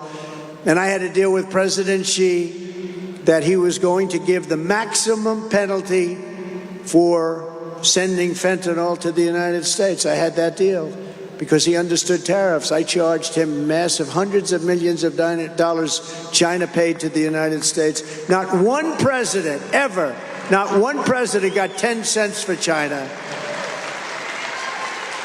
They're great negotiators. You know, they'd say, but we are a developing nation. Well, so are we. Have you seen our cities? Our cities, you might as well redevelop, and we're going to do that, by the way. We're going to redevelop our cities in this country. And we're going to redevelop and fix our capital, which is a murder den. People are getting murdered every single week, many people in some cases. We're going to bring back our capital. We're going to bring back law and order. We're going to have the federal government run it. And we're going to bring back the capital, Washington, D.C. We're going to put it in the safe fold. We're going to have it safe. We're going to have it clean. We're going to take the graffiti off the marble columns, those beautiful, beautiful marble columns put up 100 years ago and more. These gorgeous Carrera columns. I know all about the marbles. I can tell you every marble. But these beautiful columns that are incredible how they could have done it years ago without the powerful tractors that you have today and lifters and cranes. They got them up and they're beautiful and they have graffiti on them. We're not going to have any more graffiti, and we're not going to have roads that are in bad shape. We're not going to have medians that are falling down. We're not going to have paper that's been down for six months. I mean, you look at some of this, you look at the damage, the destruction, the filth, and you have cars, and I wonder what these leaders say as they're driving into Washington, D.C., and there's paper all over the roads and beer cans and everything all over the road, strewn all over the place, and the medians are falling down. You know, that metal median that they use so much, real garbage. I mean, you put it up, and I think the sun makes it warp. You ever see this stuff? You put it up 2 weeks later, the thing looks like it's been up there for 30 years. What crap. Somebody made a lot of money doing that. Whoever the man that sells that stuff is, I want to hire him immediately because I think he's the greatest salesman on earth. They're all laughing because they know exactly what I'm talking about, right? Right? The little ching, ding, ding. This, it's like you put it down, the next day it's like this. Hey. You have to understand, that was my business. I was really good at that business. It's called construction. 3 years ago, we had the most secure border in the history of our country. We ended catch and release. We built 561 miles of border wall. We got Mexico to send 28,000 soldiers to our border, free of charge. Everyone said, you didn't get them free. I said, I got them free. By the way, I used to say Mexico's going to pay for a big piece of the wall. Mexico paid much more than that. They gave us free soldiers, free military. They did things for us. Because that I could do. You're not allowed to do that. They can't pay for our wall. No mechanism. But there was a mechanism where they could give us soldiers, 28,000 soldiers. And you know, it was very interesting. Some of you have heard the story, but I went to Mexico. A woman in the State Department was terrific, but she was a lousy negotiator, actually. But a terrific woman. She dealt with Mexico for 25 years. And she said, sir, you're not going to be able to get this stuff. I went to Tom Homan. I went to Brandon Judd, the Border Patrol. I went to these great, I said, what are your give me a top 10 list. And they gave me a top 10 list. No more catch and release. No more, a lot of things. We want the wall. We want the this. We want that. We wanted a lot of different things. And the woman looked at me. She said, sir, we've been after that for 25 years. As long as I can, you'll never get it. I said, yes, we will, 100%. Sir, you won't be able to get it. And I like the president of Mexico, the former president, I guess. He's going to be taken off for somebody else has taken his place. I'm sure I like the person that's taken his place. We'll get along just fine. But I like. So what happened is I said, no, they're going to have to give us 28,000 soldiers. That's a lot of money. I also want a thing called Remain in Mexico. Isn't that a good idea? Remain in Mexico. You know, Biden ended that.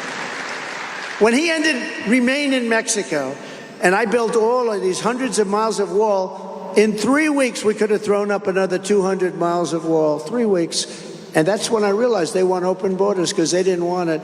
And they took the wall, which was exactly what the Border Patrol, it wasn't my design, it was a design by Border Patrol. I frankly would have liked concrete plank going straight up, but you had to be able to see through. A lot of different things. They wanted it to be steel, concrete, and rebar. I built everything, even the panel on top. I hate the way it looks, but it's called an anti-climb panel. It makes it almost impossible, unless you're a Mount Everest climber, to get over the wall. These guys would scoot over the wall like it was nothing. But that's an anti-climb panel. We did it, everything they wanted, and we built it, and it was so much more than I promised to build. And then I said, we need more, because people would go out on these sketches, and we had to fill in the certain areas that were hard to get legally from eminent domain and various other things. So what happened is we're building the wall, a lot of people coming in, a lot of death, a lot of destruction, a lot of people pouring in, but peanuts compared to what it is. This is peanuts. And I got Mexico. I said, you're going to have to pay for the soldiers free of charge. They laughed at me. They said, we're not doing that. I said, you have to. I'm sorry. We're not doing it. Sir, you have to be. Here's a guy, handsome guy, beautiful representative. He laughed. He said, sir, we're not giving you soldiers. Why the hell would we give you soldiers? He actually thinking to himself, we've been ripping off the United States for years. Why the hell would we give them soldiers to protect their border? We're not doing that. We want them out of Mexico, these people that are coming up. A lot of criminals, a lot of bad people are coming through. So I said, no, you're giving it to us, 100%. No, sir, I'm not giving it to you. I said, listen, 100% that you're giving it to me. We're not giving it to you, sir. You're giving it to us. He goes, no way. I go, way. And so we left it. And I said, here's the story.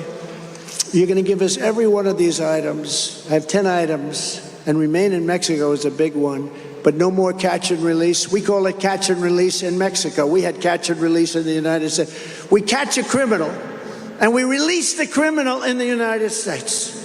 What the hell? And then we say, come back in 6 years for a court case. Only the really dumb ones came back. Most of them that was it. They were in our country. We had them. But some really dumb ones came back. I'm here to go through a court case. Oh, wonderful. Thank you very much. So what happened is I said, no, you're going to give it to us. So he said, why are you so confident that I'm going to give it to you? I said, here's why. Because I have before me a document, and I'm signing it now. And if you don't give us 28,000 soldiers immediately to protect our border from people pouring into our country, I am going to charge you a 25% tariff on every single thing you make, including all of the cars, because you stole, they stole 32% of our car industry, by the way, in case you don't know.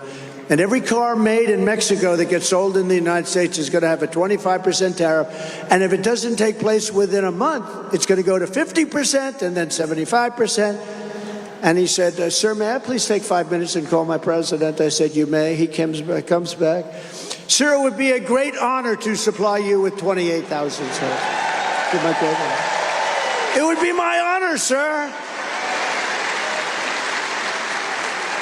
It would be my honor. And we had a great relationship with Mexico, and we had the safest border we've ever had in this country. Ever had.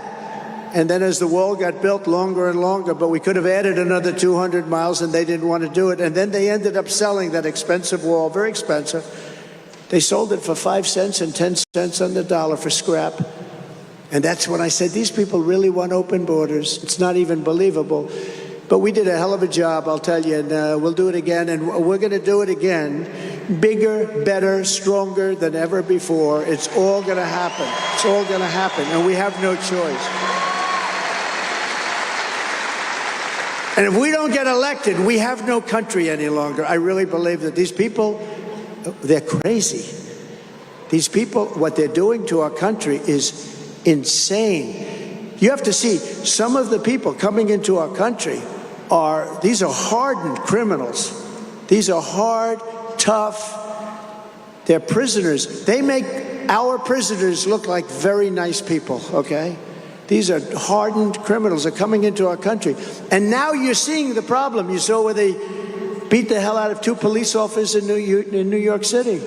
And then the DA said, let them go. That's okay. But he goes after Trump. Goes after Trump. You have to be a violent criminal. If you're a violent criminal, you have no problem. Under Biden, millions of illegals are now pouring into our country. And these include terrorists. You have a 100% chance of a major terror attack in the not-too-distant future. It's a terrible thing to say. I went 4 years with no terror attack. 4 years. And I could never talk about it. We call it the ban. Remember the travel ban? We cleaned up the name a little bit. But we didn't take people from countries with the massive terrorism and the attacks. We don't want our shopping centers blown up. We don't want our people destroyed. We don't want dead children where a family will never be the same. We're not going to do that. And we did a job, but I never talked about it. I couldn't talk about it because I didn't want to say about how well we're doing on terrorism and then have a terrorism attack the next day. So I never got to talk about it. But the day I left, I started talking about what a great job we did.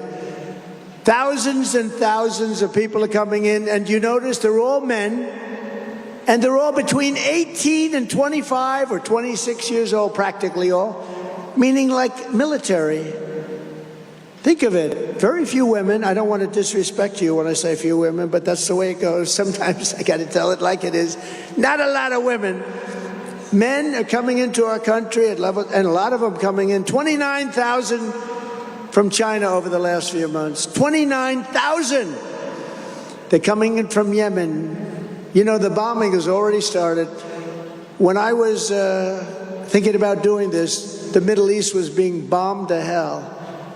And I said, you know, it's not necessary. We can do it in a much better way. They have to respect your leaders. I looked yesterday, there's bombs going up all over the place. Everyone's fighting. It's a whole mess.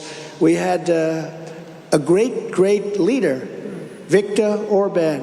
You know who he is, of Hungary. Viktor Orban, he said, there's only one way that this problem is going to be solved because the whole world is blowing up. You look at Ukraine, you look at Israel, you look at the whole Middle East, you look at everything. China's talking about going into Taiwan.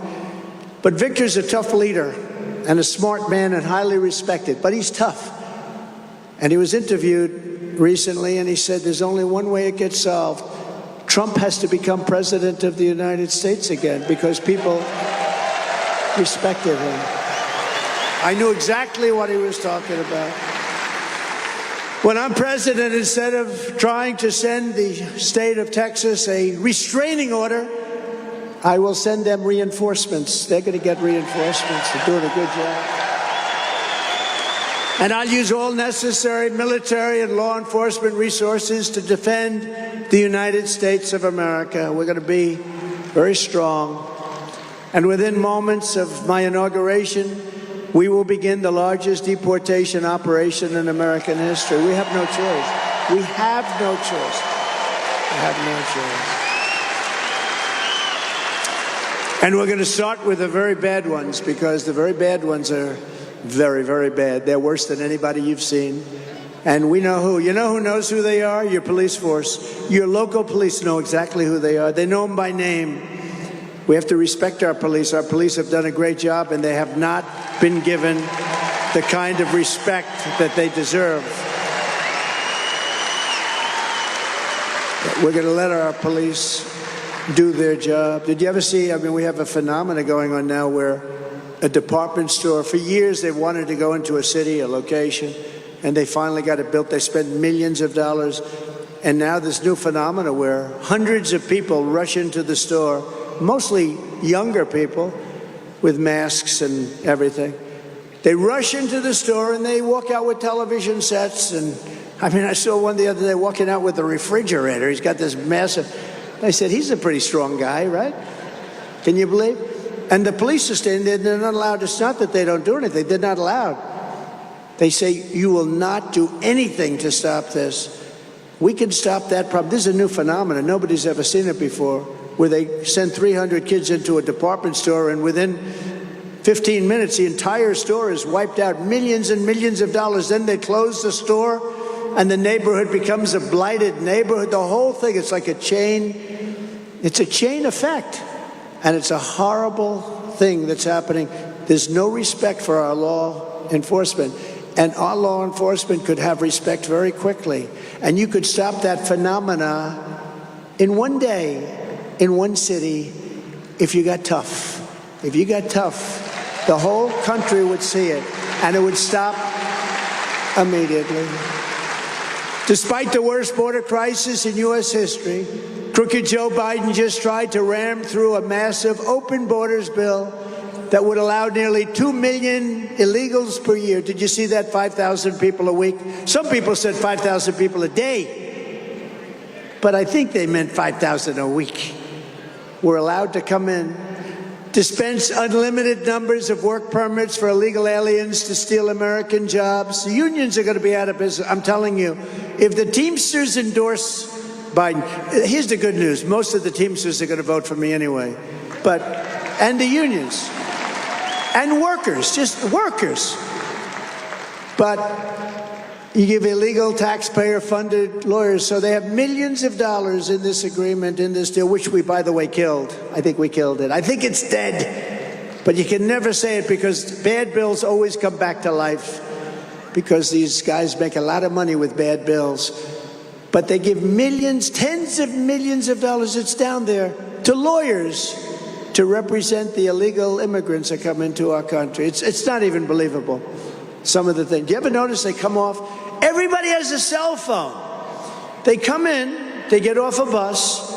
There's always some nice person greeting them. I don't know who these people are. They, hello, welcome. Do you ever notice that? They have like these people. Nice women, beautiful women. Hello, it's so nice to see you. The guy looks at her like he's going to rip her apart. Hello. He never saw this. Nobody ever shook his hand before. Hello. Here's your cell phone. Here's your this. Here's your credit card. Would you like to stay today at the Waldorf Astoria, or would you like a Trump hotel? No, it's crazy. It's crazy. Our soldiers are great veterans. I met some of the incredible parents of some fallen soldiers in the back. Incredible. They have the pictures on their chests, just beautiful, beautiful kids. We have veterans that are living like dogs on the streets, and we have illegal immigrants who are living in luxury hotels with cell phones and credit cards. And that's going to all change very fast. Well, it's going to change because we're not allowing people into our country anymore unless you come in legally. So it's going to change in that way. In fact, one of the bill's top Democrat architects admitted just yesterday that illegal aliens are, quote, the people that we care most about. The Democrats care most. He said, these are the people we care most about. Because you know why? They want those people to vote. Now, the good news is they cheat so much they really don't need them. That's why I was never a believer. They cheat with ballots, and they drop ballots and fake ballots and 100 different things. They got more ways of cheating. It's a way of life. It's become a way of life. Our elections are so rigged. But just in case, they're going to be voting. Those people are going to be voting. They try and get them registered. They don't speak a word of English. You're going to register here. Oh, I see. But they have no idea what's going on. They want to get them to vote. In our movement, we believe the highest priority should be law-abiding Americans, not illegal aliens. We got to take care of our soldiers. We have to take care of our veterans and our police and our firemen, people that have loved our country. I mean, you see it over the last few days. I don't know what it is. I've been saying, I wonder why it doesn't seem like, because the fake news doesn't want to report migrant. We call it migrant crime. It's unbelievable what's going on. And now for the first time, you're seeing migrant crime. These are tough people. Again, many of them come out of jails and mental institutions. They're not just sitting there looking for a job, learning English and let me get a great job. These are tough people. These are hardened criminals in many cases. And now you're seeing migrant crime. When a policeman goes up to them, they laugh right in the policeman's face and then punch him in the face. These are not innocents. These are tough people. And we're taking them by the millions. We're taking millions of people, millions and millions. We have no idea who they are, where they come from.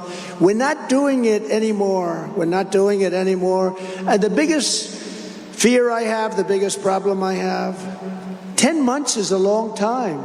The damage that can be done to our country in 10 months, including World War III, the way we're going, we're going to end up in World War III. We have a guy that can't put two sentences together, and he's in charge of negotiations with Russia, with China, with North Korea. We're in a very dangerous position. I believe we've never been in a more dangerous position in our lives. And if the Senate wants to pass a real border bill, they should establish criminal penalties for senior Biden officials who refuse to enforce the existing law. They don't want to do anything. You know, you don't need a bill. The president has the right to say, close the borders. The bill is a hoax. The Democrats are asking for this bill that's so ridiculous. It's a horrible bill. It's actually going to make it worse. But I keep saying, you don't need a bill. I did it. I had no bill. And you know what I did? We're having a hard time with some of our senators, our wonderful senators. I took it out of the military to build the wall because I called it an invasion. This is an invasion. This is a military invasion. And I built the wall mostly with funds from our military. I said, I'm sorry. You know, you give the military $750 billion. You can take a little bit out to stop an invasion of our country. After seeing the recent video of a wild pack of illegal aliens viciously attacking these two New York City, really good people, too. I saw an interview, high-quality police officers. I'm going to ask Congress to pass a strong sentencing enhancement bill that any illegal alien assaulting a police officer, they immediately go to jail, or even better, they get thrown out of the country, brought back to the country that came from, because putting them in jail is very expensive for us. Very expensive. For the past 3 years, the radical left has been busy persecuting me, my family, Christians, patriots, and even the NRA. And meanwhile, the country is in chaos and bloodthirsty criminals are running wild and roaming our streets. Crooked Joe Biden and the radical left Democrats, they don't care one bit about the terrible suffering of their people, the people in this country, the policies that they've caused all of this destruction and death. But I do care. I care a lot. Because I didn't need this. I had a very nice life. Nice Saturday afternoon. I could tell you, if I weren't doing this, where I would have been in a very nice location. But I didn't need this, but I'm so happy I did. A lot of people say, President, could I ask you if you had it, because they see the way I'm being persecuted by these animals. They said, President, if you had it to do again, successful people ask me this question all the time, would you do it again? You know what I say? Absolutely. What we're doing is so important. We're not going to have a country left. We're going to make America great again. It's very simple. But they ask me that. They asked me a few questions. They asked me that one. Would you do it again? Always the answer is very quick. I don't even have to think about it. The answer is yes. We're going to make this country so great, better than it's ever been. It would have been easier if we just did the other 4 years. It was all set to go, but now we have to bring it back because now it's gone substantially down since this character took over, or whoever it is that's running it, because nobody really knows.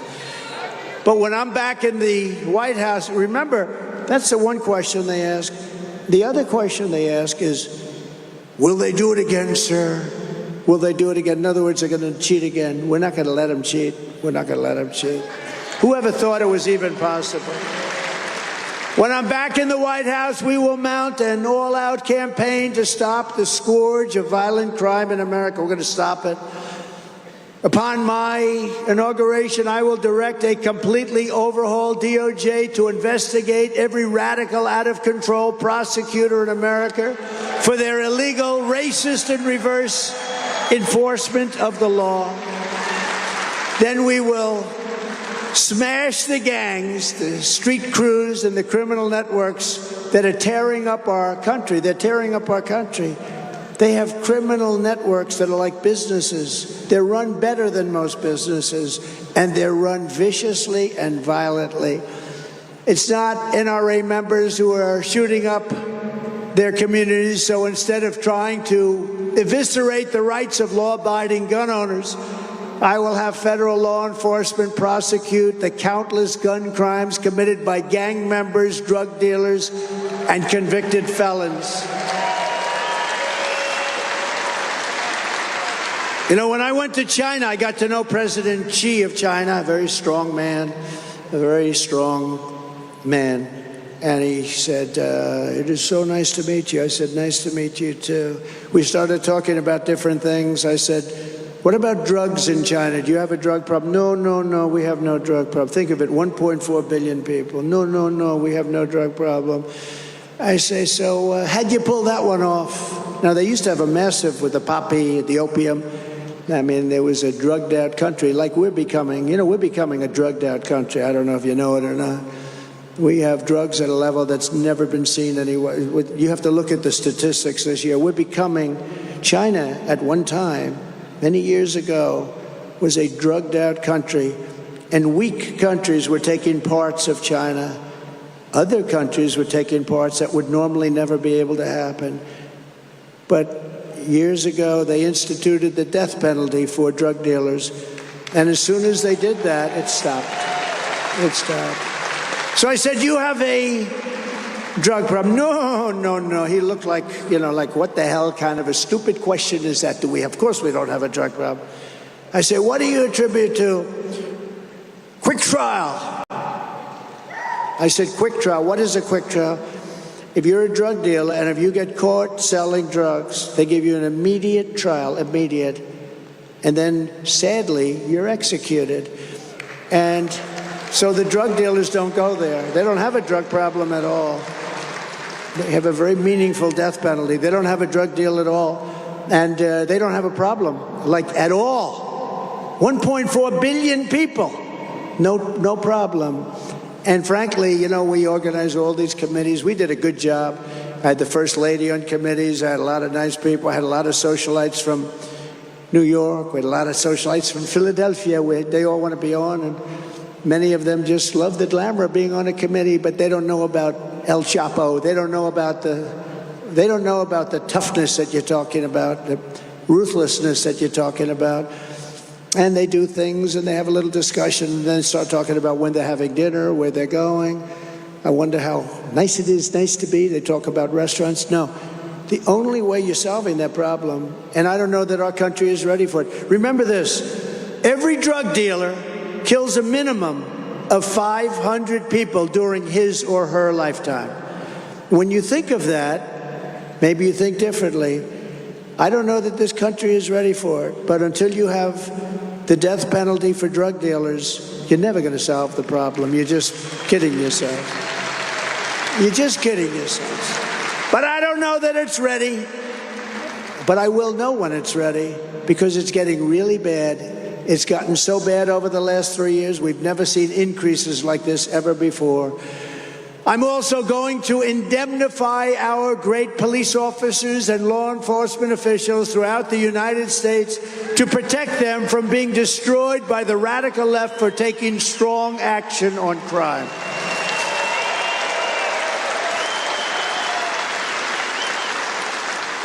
No, they get rough with some horrible criminal. They lose their job, they lose their pension, they lose their wife or a husband. They lose their family. They get destroyed because they're doing their job. We're going to indemnify them. They're told to go out and get your own lawyer. Can you imagine you're a policeman and you're dealing with rough people in many cases, and they say, go get your own lawyer. We're not going to do anything. We're not going to spend the money. No, we're going to indemnify police officers that do their job. We're going to indemnify them, and precincts, and in some cases, states, depending on who's running the state. We're going to work with Democrats. We're going to work with whoever. But we are giving indemnification to the police for doing their job. They're not going to be sued and destroyed or fired and destroyed. We're not going to let that happen.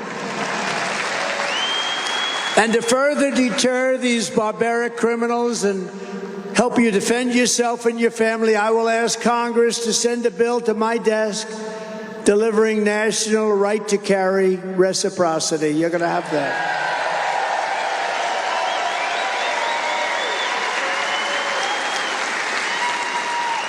And if you have a meaningful Second Amendment, which you have, it's under siege.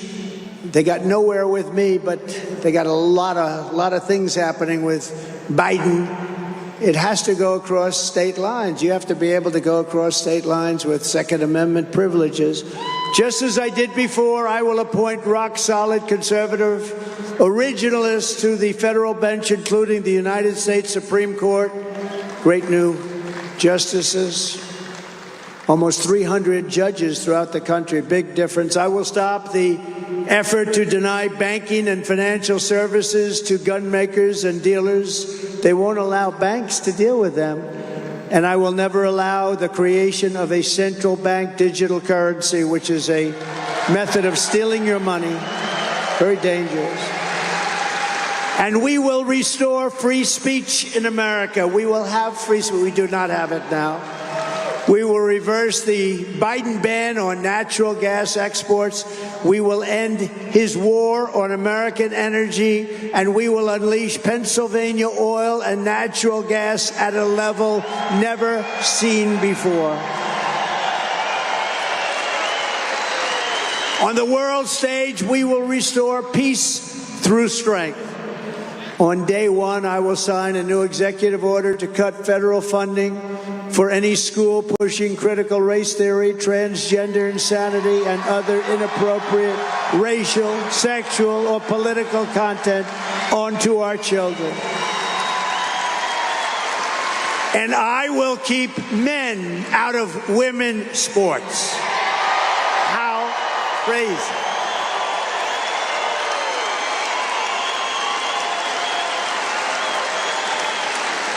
And we will secure our elections with one-day voting, voter ID. We are going to have paper ballots, and we are going to have great, secure elections. You would have no idea how big a difference that'll make. And in conclusion, this is the most important election in the history of our country. You know, I used to say in 2016, this is the most important, and I meant it.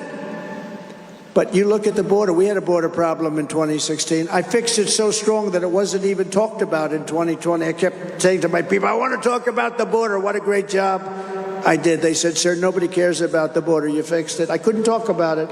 And yet we still got millions and millions more votes in 2020 than we did in 2020. We did much better in 2020. A lot of bad things happened. You know that. I'm not going to let that happen again. But we did much, much better. Millions and millions of more votes. We got the most votes in the history of our country for a sitting president. But now we're going to blow that number away. I've never seen, ever, such spirit. We had 2016, 2020, the level of spirit was incredible. This blows it away. Because basically you've seen how incompetent these people that are destroying our country, what they're doing. So Pennsylvania is one of the most important battleground states in the nation. You know, when I won Pennsylvania in 2016, remember they said, no, Pennsylvania won't be able to be won. Everybody said that. Hadn't been won in, I think, 36 years. And I won Pennsylvania. Again, did much better in Pennsylvania than we did in 2016, too.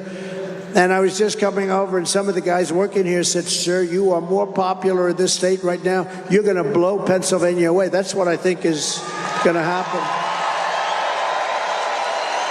But if you live in this Commonwealth, register everyone you know and get them out to vote. We have to win in November, or we're not going to have Pennsylvania. They'll change the name. They're going to change the name of Pennsylvania.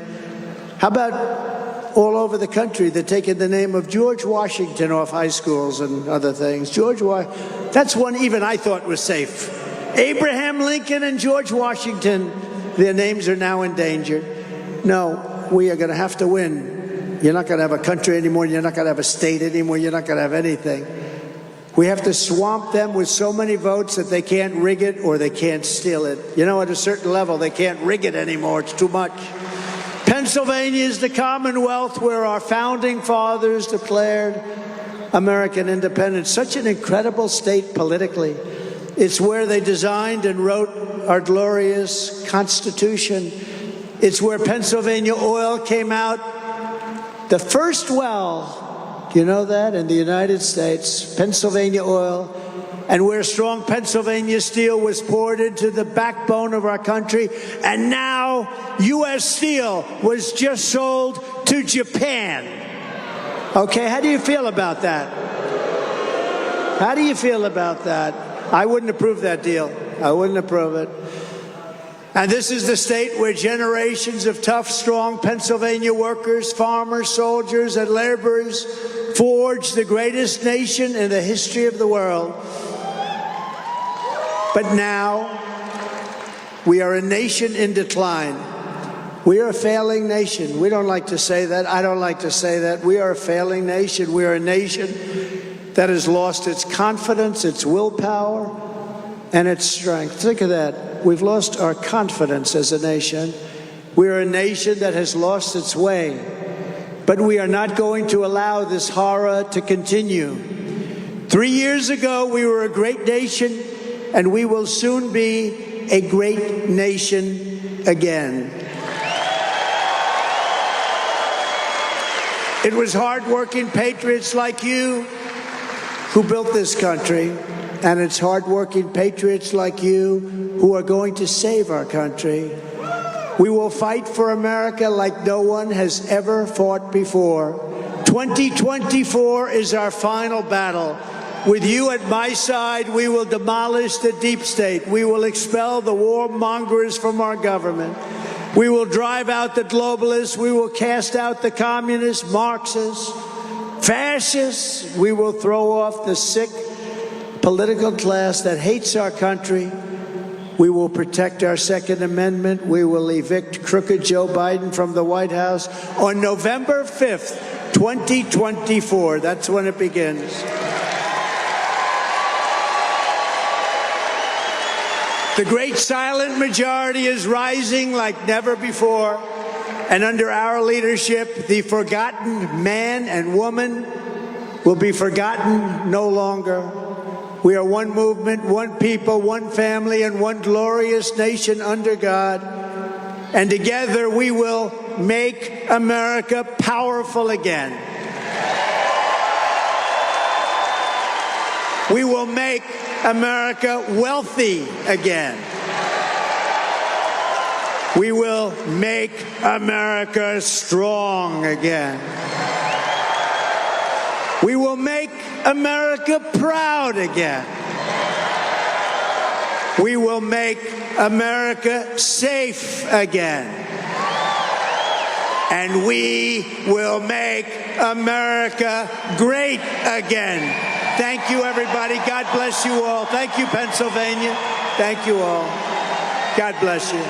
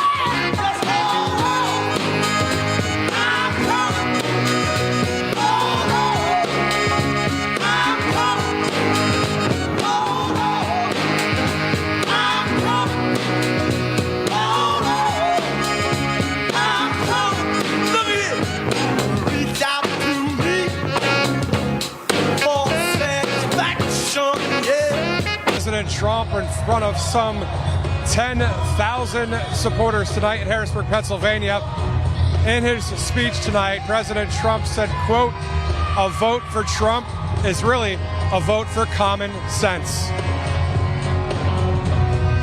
A huge crowd tonight in Harrisburg, Pennsylvania. This was part of the Great American Outdoor Show of the NRA Presidential Forum. Thank you so much for watching right here on Right Side Broadcasting Network. There are a few sponsors and partners we have to thank. Without them and your donations, it would be very difficult to do what we're doing, especially even tomorrow. The South Carolina trip is going to be great. Brian Glenn and Vanessa Broussard will be there for that as well. But we want to thank our friends at the Birch Gold Group. You can fight against the BRICS by going with Birch Gold. All you have to do is text Trump to 8898. They're devaluing the dollar, but you have an opportunity to have an info kit on gold, silver, and also precious metals. So text Trump to 9898. Also, the free Trump book as well. You can make the indoctrination stop for our youth in America by getting this free Trump book.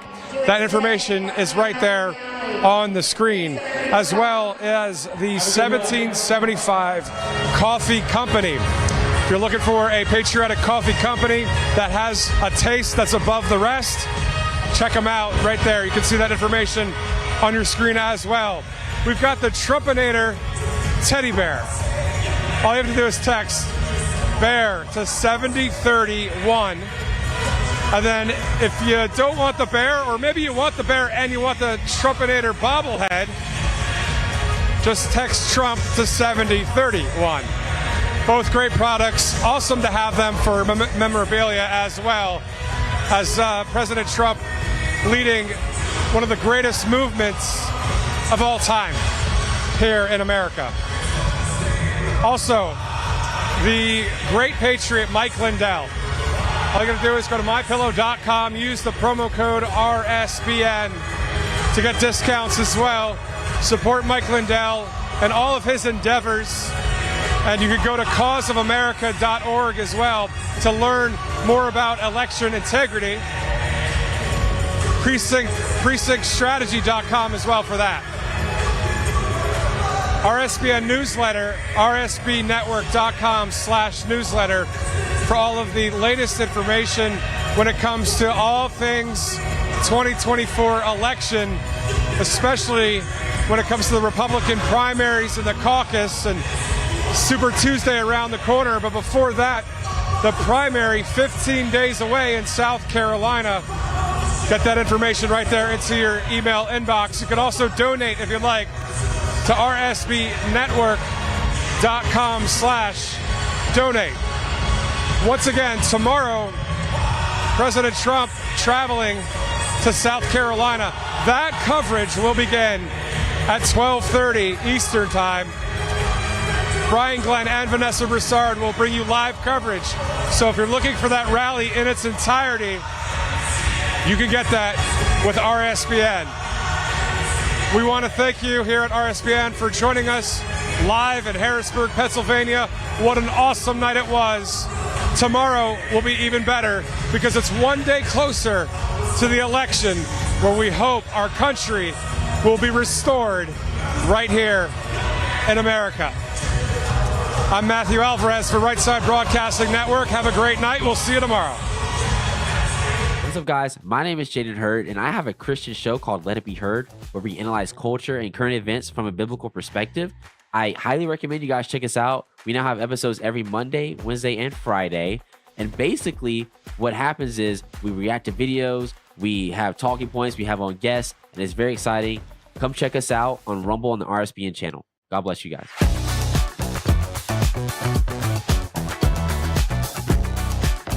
Parents and grandparents, the 2024 Kids Guide to President Trump is here, and it's free. As a bonus, your child gets a free issue of Everbright Kids Magazine and Activity Book, and a free video lesson.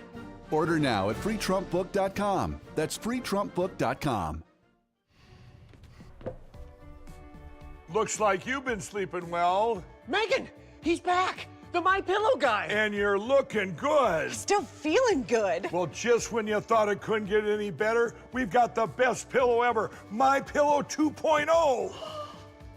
When I invented My Pillow, it had everything you'd ever want in a pillow. Well, now there's new technology that makes it even better. My Pillow 2.0 has my patented fill combined with a cooling fabric with temperature regulating thread. My Pillow 2.0 is truly the next generation of My Pillow. Now's the time to go to mypillow.com or call the number on your screen. Use the promo code to save 50% on your MyPillow 2.0. Not only that, for a limited time, your entire order ships absolutely free. You're sleeping even better. And cooler, too. And you're looking good. Feeling good. I knew you would. mypillow.com. Welcome to the Right Side Broadcasting Network. We're not like the other media outlets out there that cut and edit what other people say. In 2015, we were created by our founder, Joe Seals, to cover President Donald J. Trump's speeches and rallies, to which we continue to do to this day. We've also covered important conservative events like CPAC, TPUSA, March for Life, and many other important events and hearings around the country. We were made for people like you, everyday Americans who are tired of the mainstream media, who are tired of being lied to, manipulated, and fed an agenda.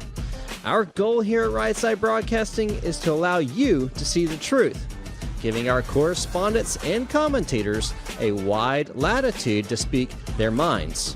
You won't find anything like this in the mainstream media.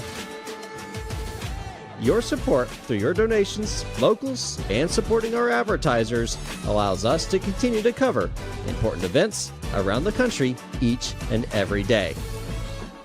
So, from us here at Right Side Broadcasting, thank you for supporting us and the right side of history.